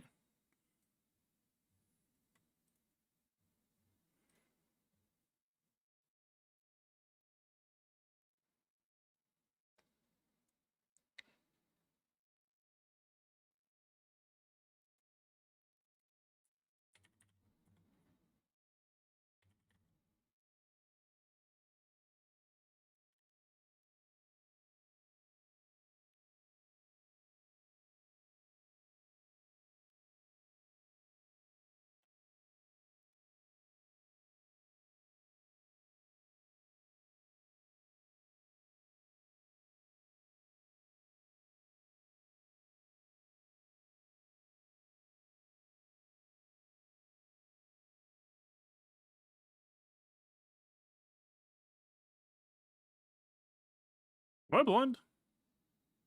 Oh. So we're missing shit.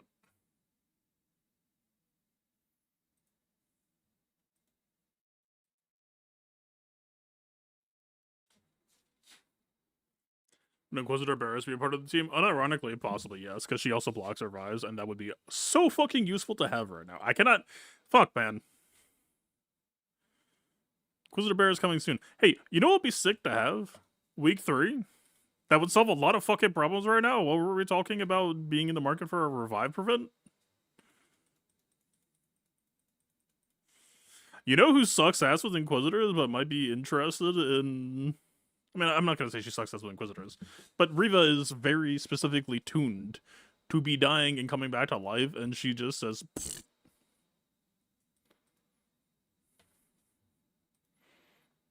She just says, whoops, my bad. Walks away.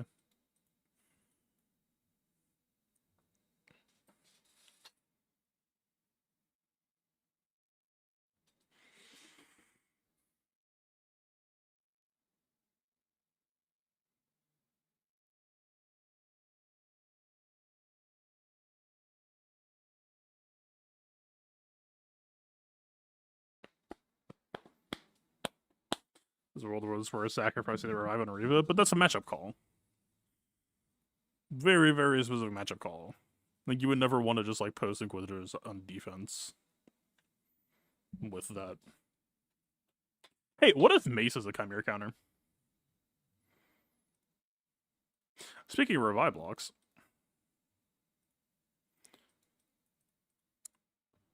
Riddle me this shit.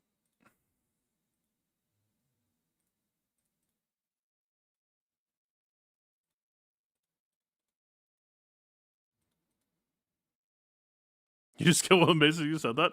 Like, what if I just turbo out kill her back?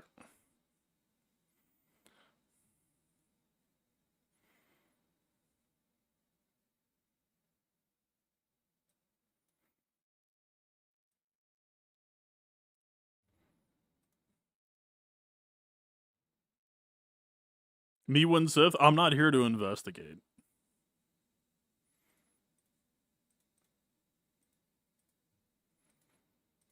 I'm here for more insidious purposes.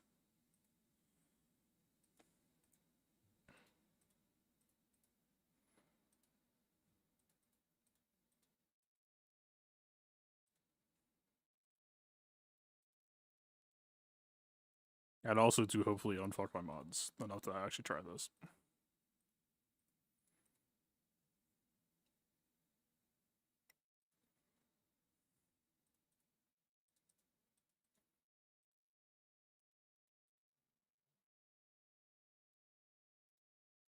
Sure.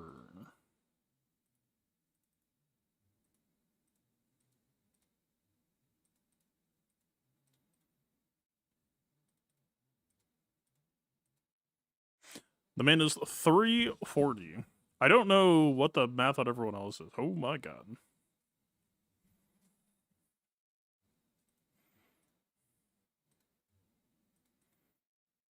The urge to hot details this shit is present, but it will make this take longer. Let's try to just stuff it out.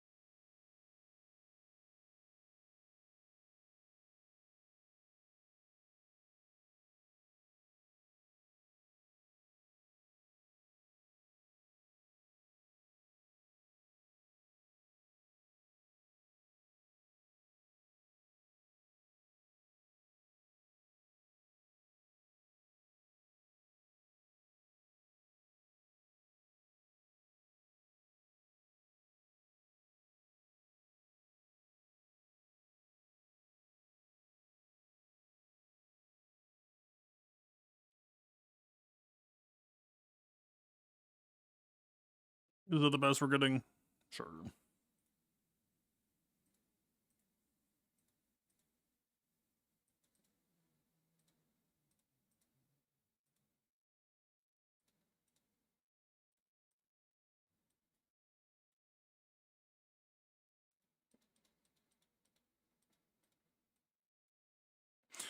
%30 on 261. Would that beat out 340? I don't think so. Right? 79.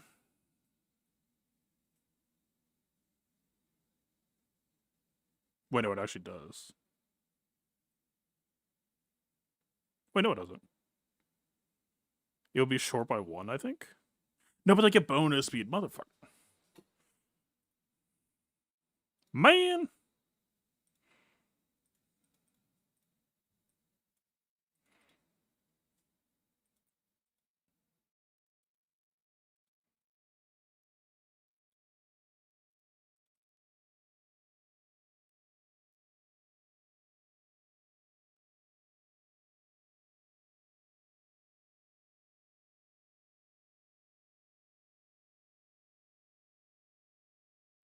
Fuck the defense set. This is surely good enough. Oh, wait, you. Do we care if the librarian goes first? Kind of okay with that, right?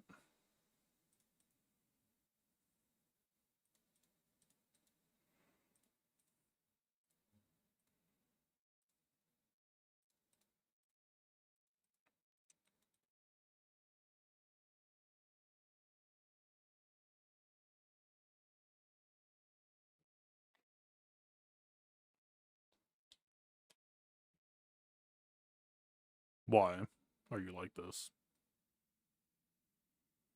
Did they get 40? It's not even close. Is the match just war thrown off because it's compounding DM? I did. Yeah, I fucked up. I did. Versus 30, not. Yeah. Well, we're in. So I might as well do the thing. You kill cover first. I mean, I was hoping to just like say hello to Chimera and just immediately amass the system, but I guess I could just one-shot him because he's R6. Good test. To be fair, if a lot of people are just not modding their Chimera for defense, that's actually not going to be too terribly far off, right? It's a 25% speed delta. Also, we can investigate Starkiller. We will want the healing immunity, though.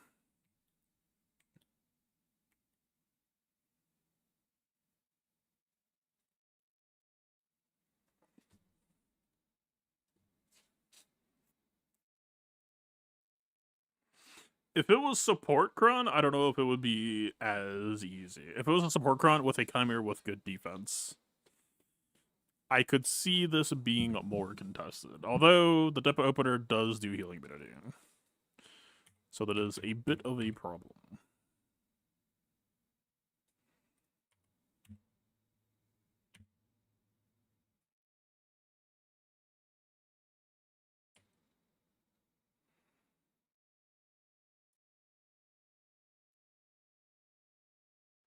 In a lot of cases, it might not be mole if they haven't modded for Health for Anguish, for like their old LV mods. I killed your bears. Your Cal now has double offense. Wait. Whoa! Safe.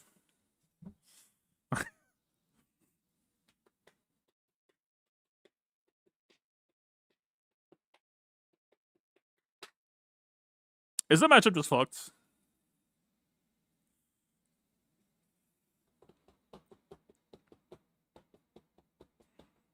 It might be.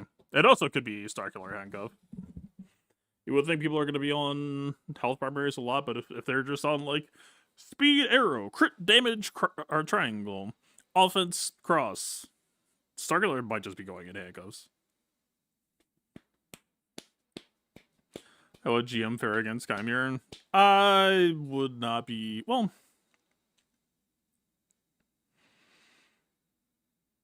If you did Bless on Morgan, it might not be terrible.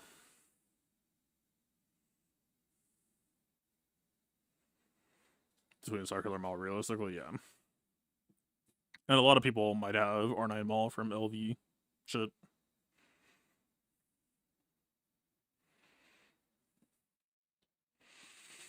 So, computer offense, maybe? Perhaps?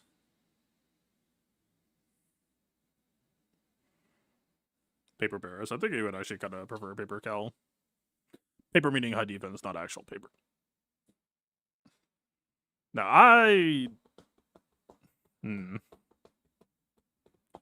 Like, Babash 2 sounds like a solid matchup here. Mace sounds possibly well positioned.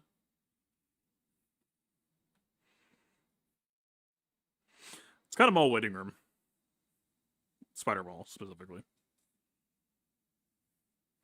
Too many holes, exactly. Chimera is a very powerful character, but the moment that you post him on defense, you start asking questions that you might not want the answer to. But on offense, you can just leverage all those strengths, and it's going to be sick. But then in that case, maybe Starkiller doesn't need to be there.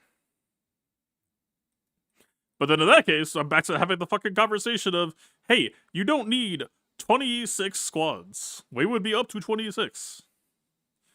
How do I mod my Starkiller? He might not have the mods on anymore. Yeah, he doesn't for this specifically. But my Starkiller is normally 341 speed, although I need to speed him up this week. My Starkiller is normally like about as fast as he can be, so that he can go before Ray Ezra. No, that's not true. I don't need to speed him up this week. I need to get my shit together and actually like pick a Jedi with LSTM to help me go first. That is the correct answer.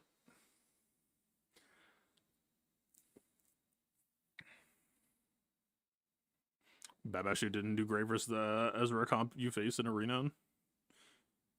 The Ezra comp? Oh, you're saying Stranger Ezra? I mean, how did you play it? How did they play it? Because Ezra can't gain LSTM, so inherently you always have the option of going first.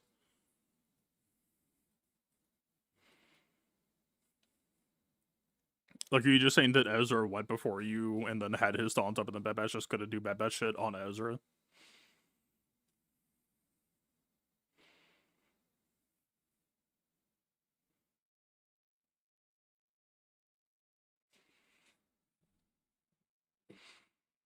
Don't get me wrong, Babash 2 with bulk is fucking excellent all the time, but part of why I think Babash 2 are going to be so evergreen compared to some other squads is because their core toolset is so fucking good that they can just be absolute gremlins for whatever the current Datacron set is and grab some tool to bend into their needs. You ever get a stick raise your Ufu and Stranger comp? It's sauceless. Like, you would literally be better off using a CLS. CLS isn't that much value, but it would be value, which is something that stick rate would really offer you. The stick rate gives you a daze if you have the Zeta. But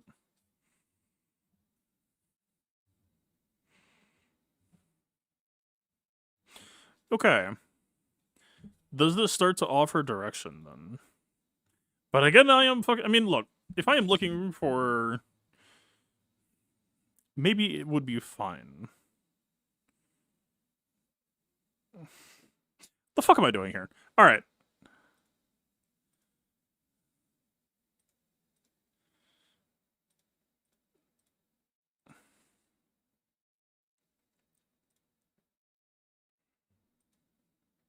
So what if?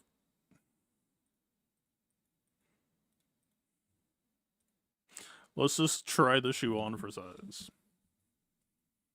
I'm not going to be posting Chimera. After the show we just talked about, I feel a lot more confident saying I'm not going to be posting Chimera.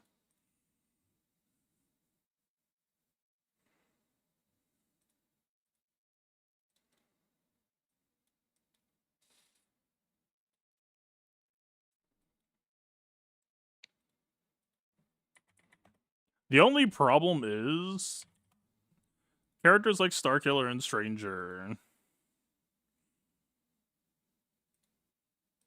Like, I don't know there's actually that much benefit to splitting them apart because they can't really do much more than 65 something.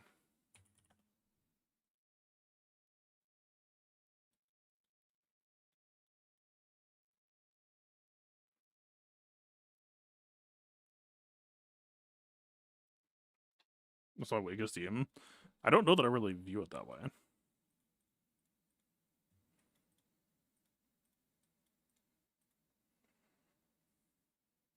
Like, you could say the weakest team is Zori, but then okay, Zori just infinite TM train mowed that team down for 65. Is it a weak team?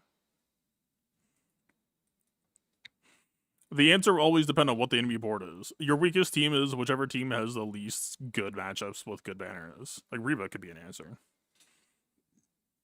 But Reba has nothing to cannibalize for Stranger. So weakest team on defense? Mace. Also, I need to remember, and by remember I mean do this right now.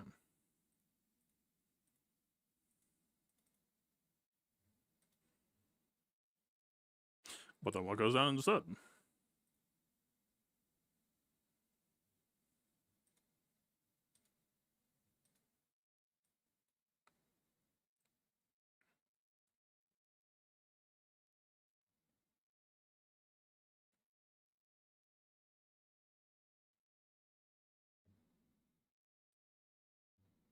What if the answer is dumber? How has it only been... Wow.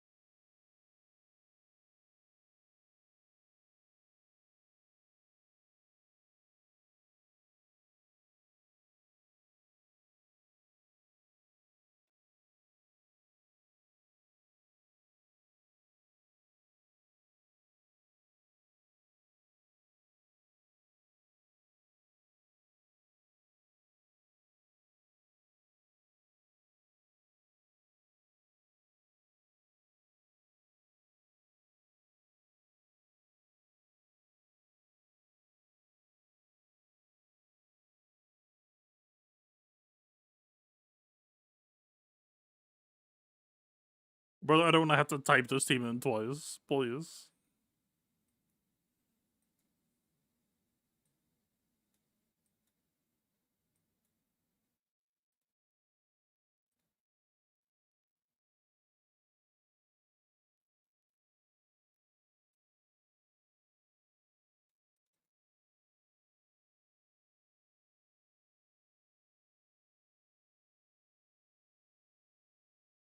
I claim I will become out of range, but I think I am no longer needing to be in range.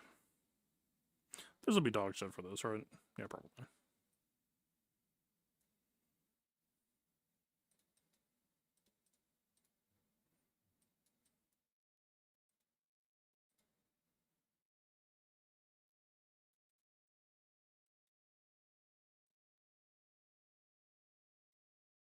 Lazy answer.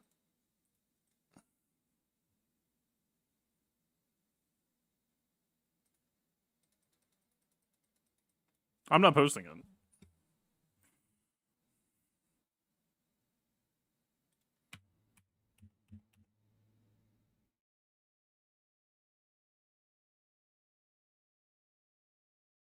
Why is Jakir going first? Ew.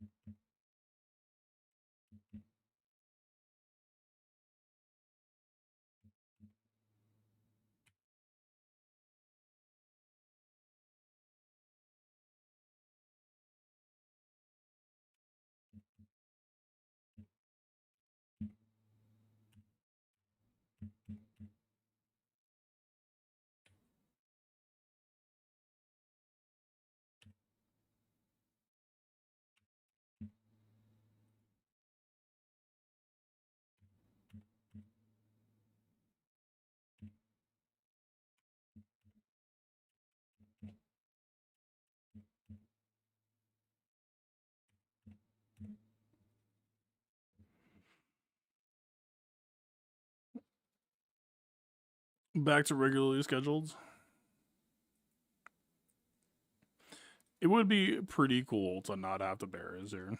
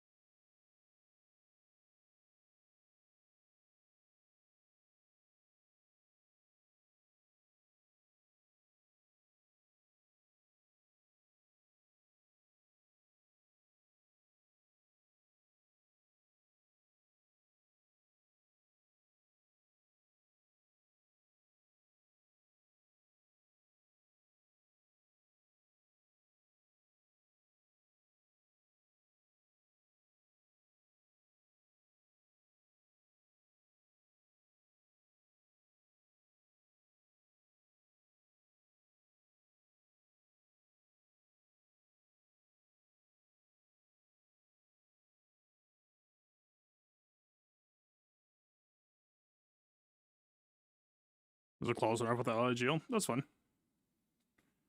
I'm not concerned.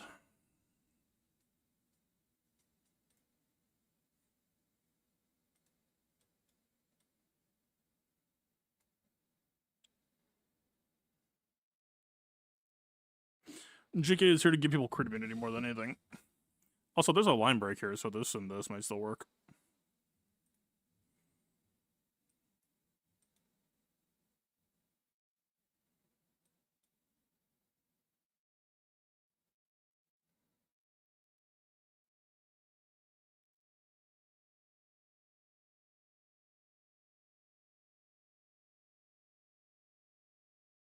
What?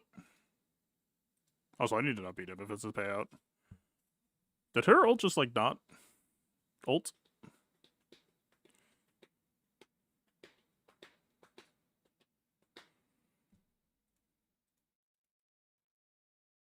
I don't, like, Luminarchron, I'm not utilizing well. Rex FTC, I'm not really utilizing well yet. It might be overkill to, like, do this, but again, we're kind of at the... Well, you only need 22 teams.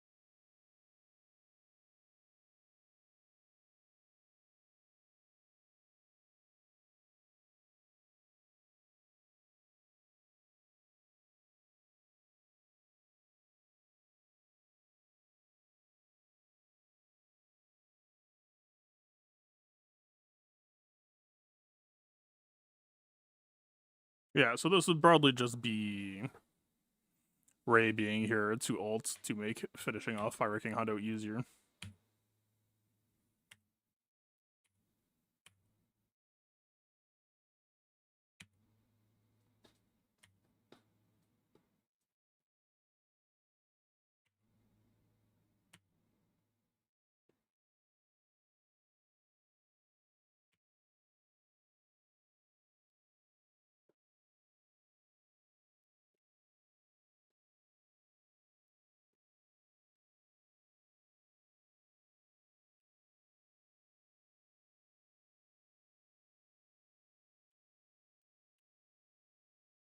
If we play this manually, I assume this would be a lot easier to fix up. Because we need Rex to not annihilate people.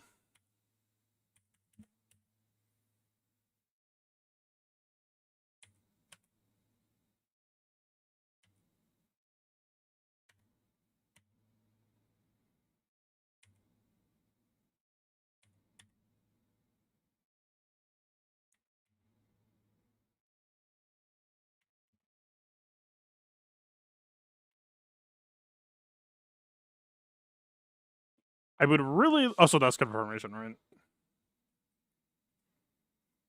Yeah. This is all for GLs. Which we do kind of want the protection over time. Like, this would be missing banners.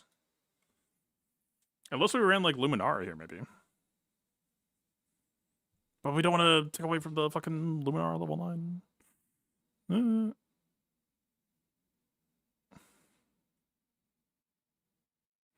I mean, worst case, even if this ult doesn't kill, I would imagine we could still whittle away and kill. Because I don't think Hunter has that much to stand, does he?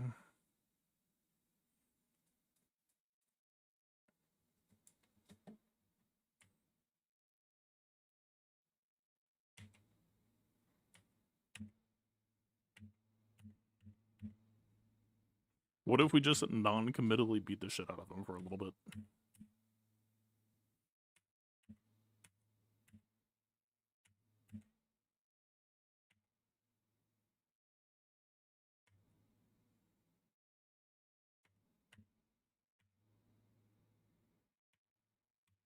I mean, Cal could top off banners as well.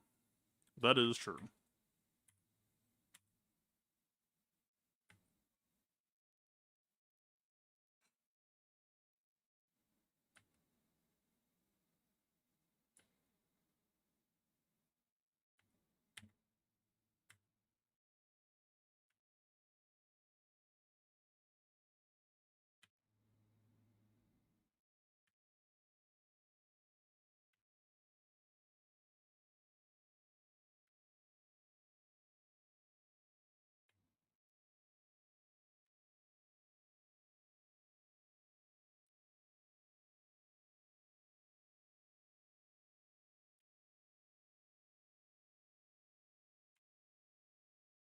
What's the protection disruption clause?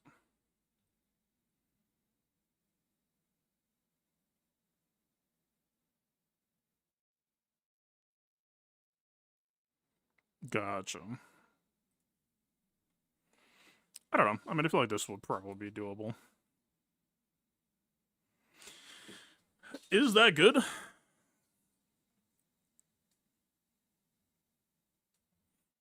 Or except these spells log days off of Nihilus.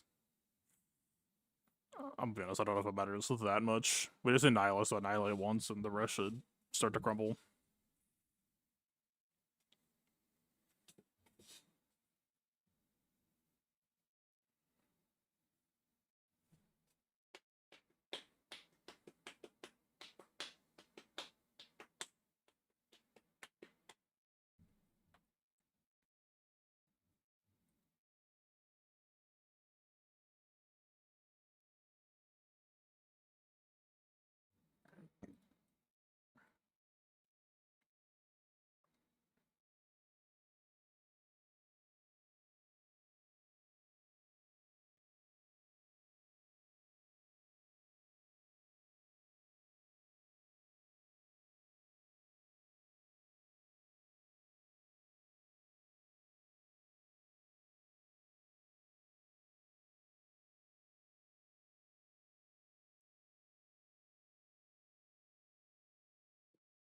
The fact that it checks for light side, I don't.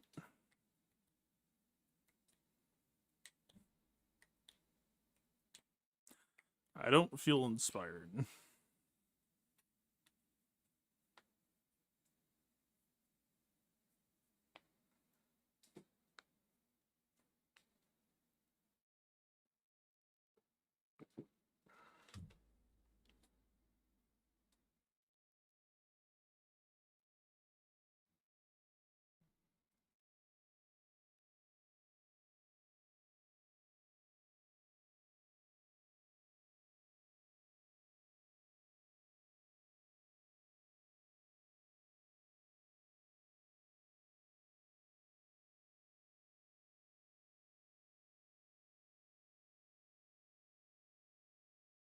Is there a better way to kill Pirate King Hundo than just like a fucking rail?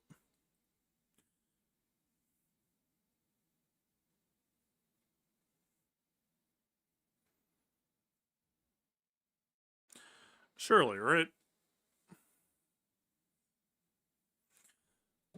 SM33. Just chuck the fucker in. Go get him, champ.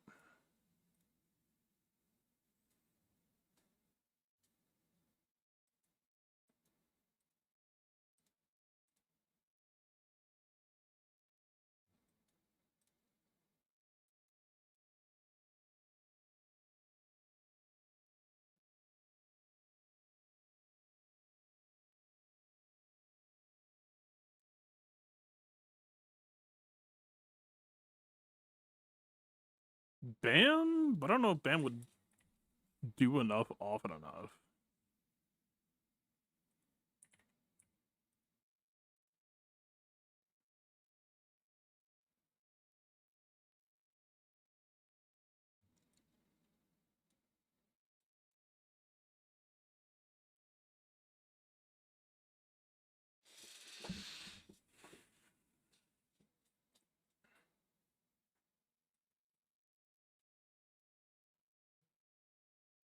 There's gotta be some answer.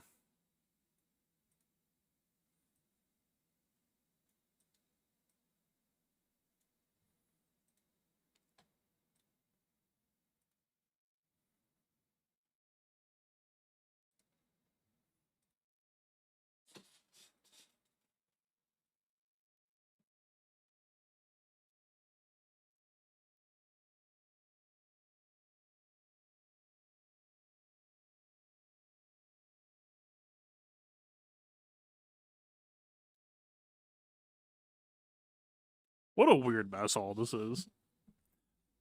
This is like C3PO drafting back in the day, but on steroids.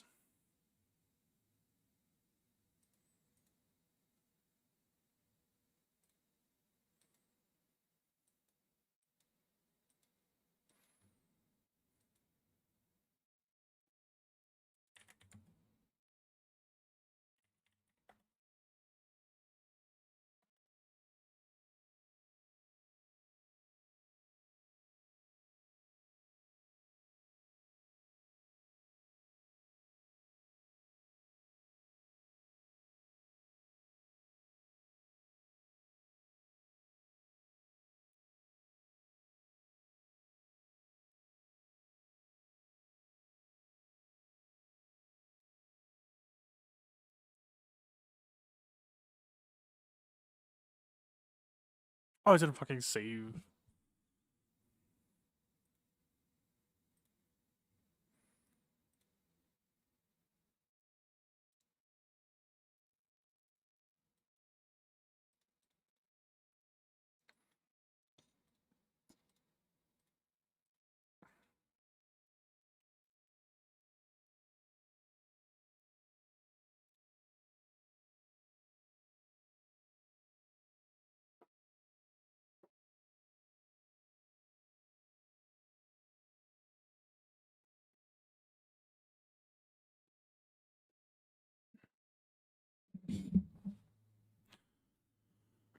Just so to team up as Maz food. I'm not posting Chimera.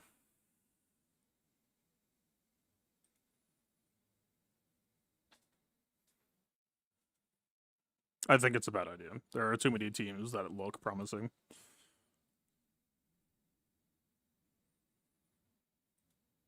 Maybe not all of them will play out, but some of them will.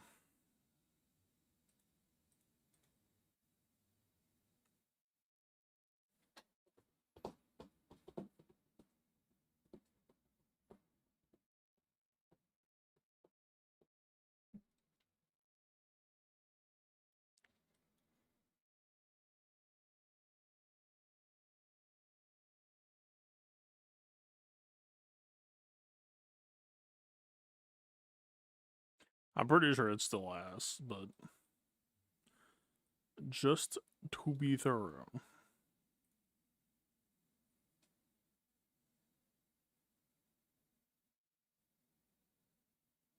Yep, shit's ass.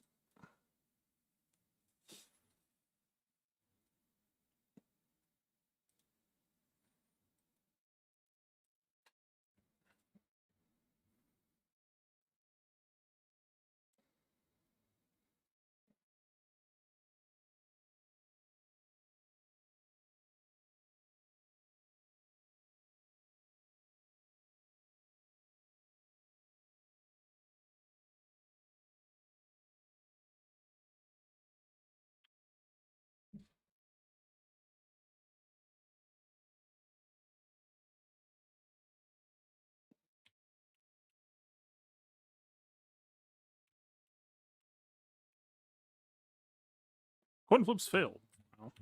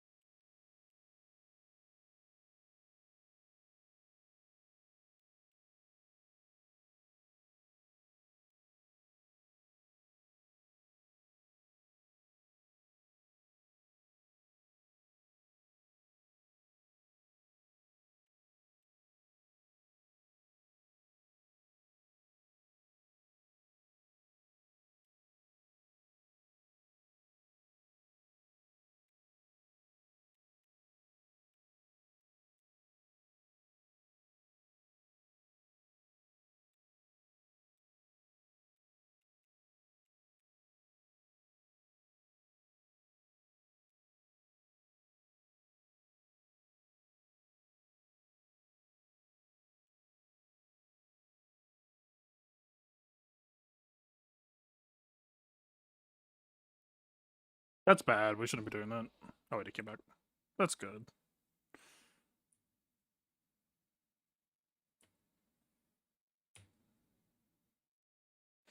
But the problem is they're too low.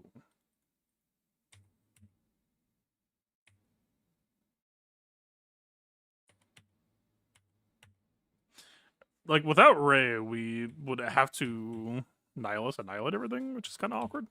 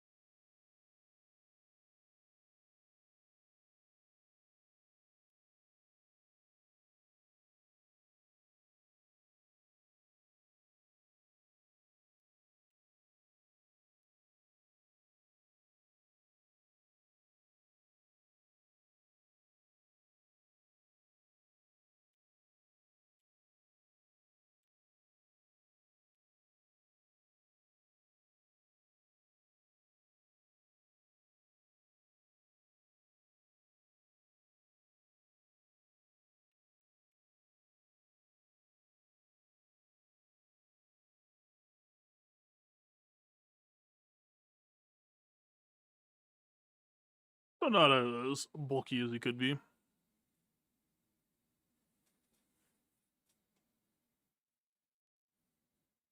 Cal is really helping to try to, like, keep the banner stopped off.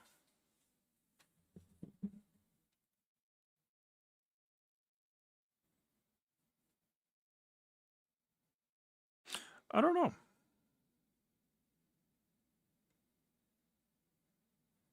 Which I mean, because I was thinking Maul out to give back to Stranger, because I think if we're doing Stranger non-Star Killer, Maul would probably be the nicest for him.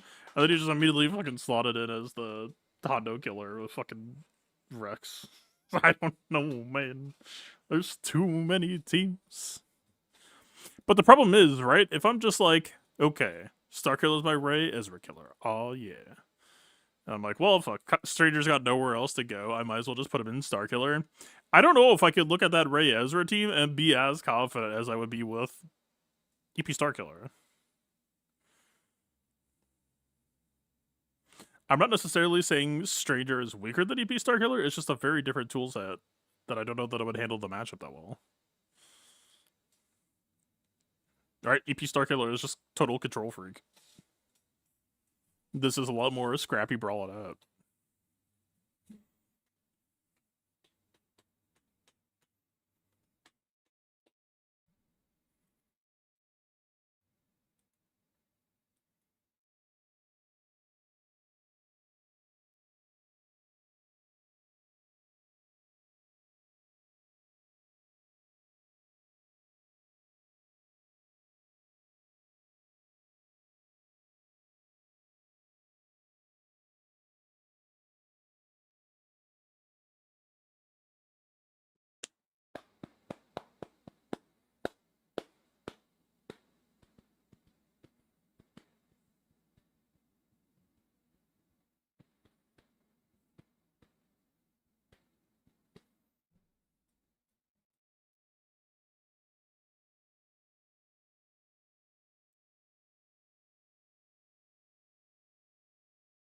I might hate this.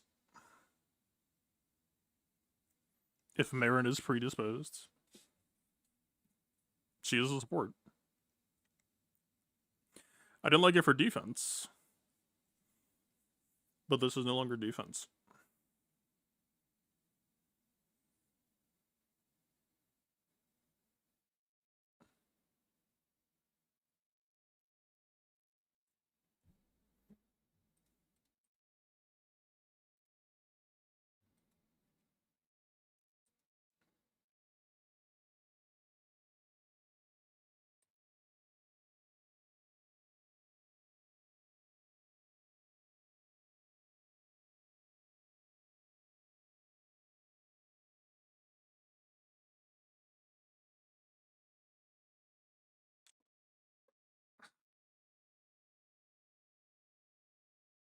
Is there a character who can do what Maul does and just high single target fire damage?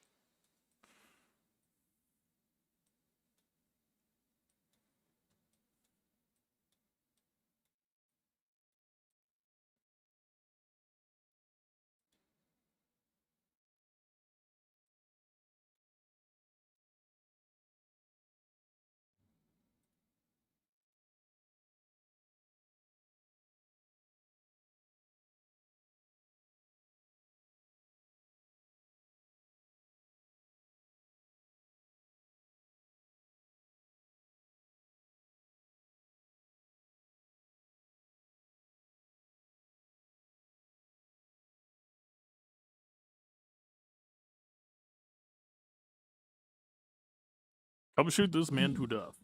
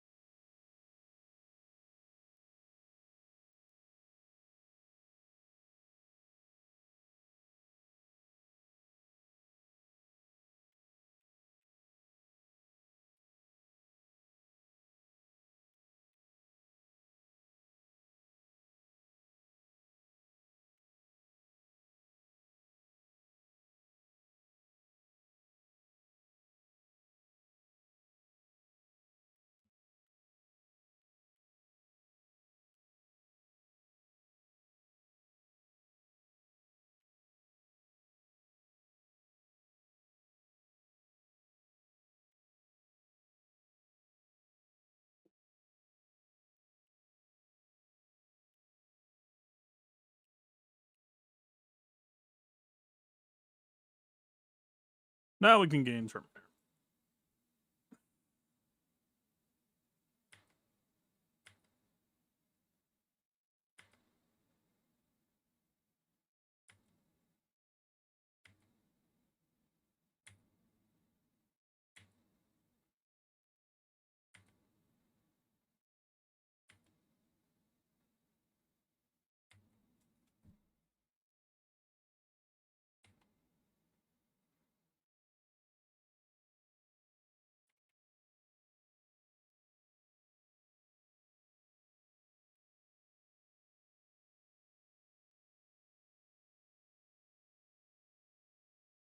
BT1 the gamer.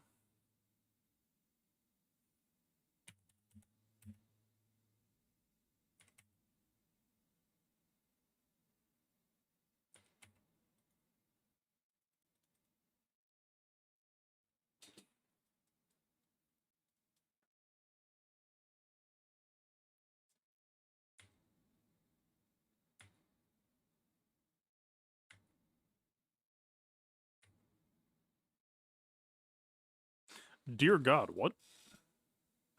Oh, isn't this fucking one I have Hellsteel type affair?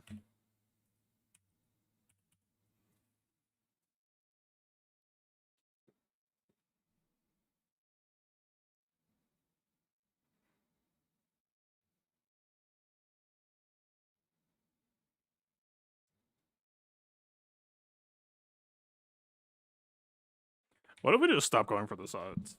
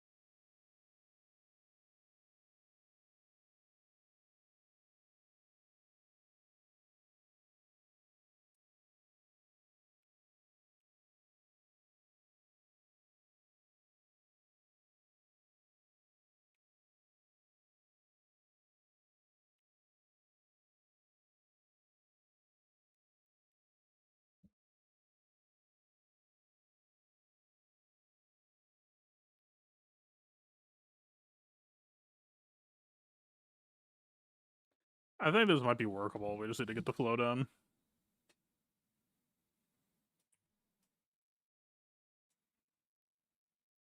You have to play this tight. Like, no wasted moves.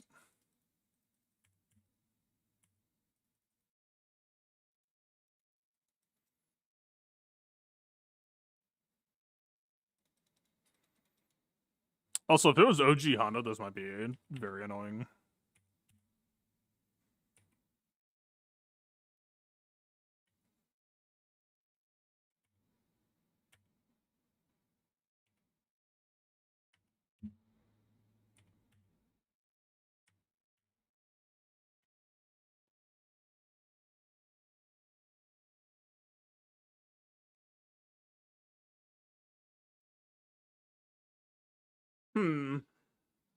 Ray makes it a lot easier because she has revive preventing stuff as well as single target stuff.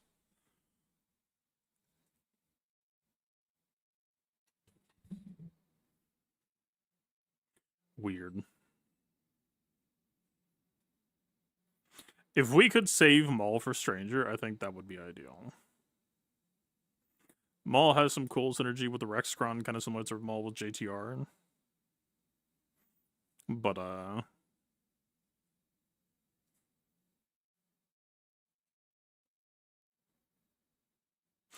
mean, one angle of this week is consolidation, the other angle could just be, like, I mean, hey, if there is too many good teams, that also creates a very different dynamic that we could rotate to. Alright, I have been sitting too long. I need to get out of here. It's very late. Thanks for hanging out. A fucking weird, tough situation. I will hopefully have an answer figured out by tomorrow, but...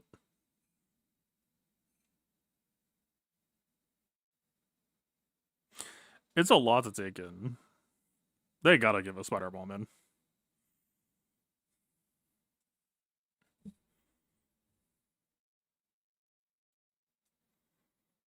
Yeah, we'll know, of course, once I figure it out. But yeah, whatever happens, unless I have some insane epiphany that seems incredibly unlikely to me at this point, my Chimera will very likely be on offense. And we'll be cooking up Mace mods, maybe Bad Batch 2 mods. Yeah, Bad Batch 2 are just shooters for the current meta. All the new teams, Power King Hondo, Bad Batch. Stranger, Bad Batch. All the major recent B teams, Bad Batch.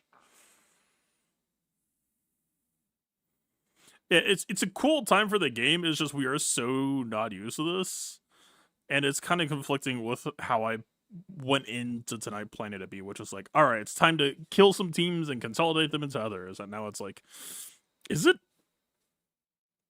I mean, if we just have extra teams, that means that it's easier to open up back walls, so long as we're not losing banners in the process. That's not a bad thing. That would be an okay outcome as well. That would solve the problem a different way. But we would really want to make sure that the banner efficiency is good. We will have to see. All right, I'm out of here. Good luck out there in your next lock-in. Take care.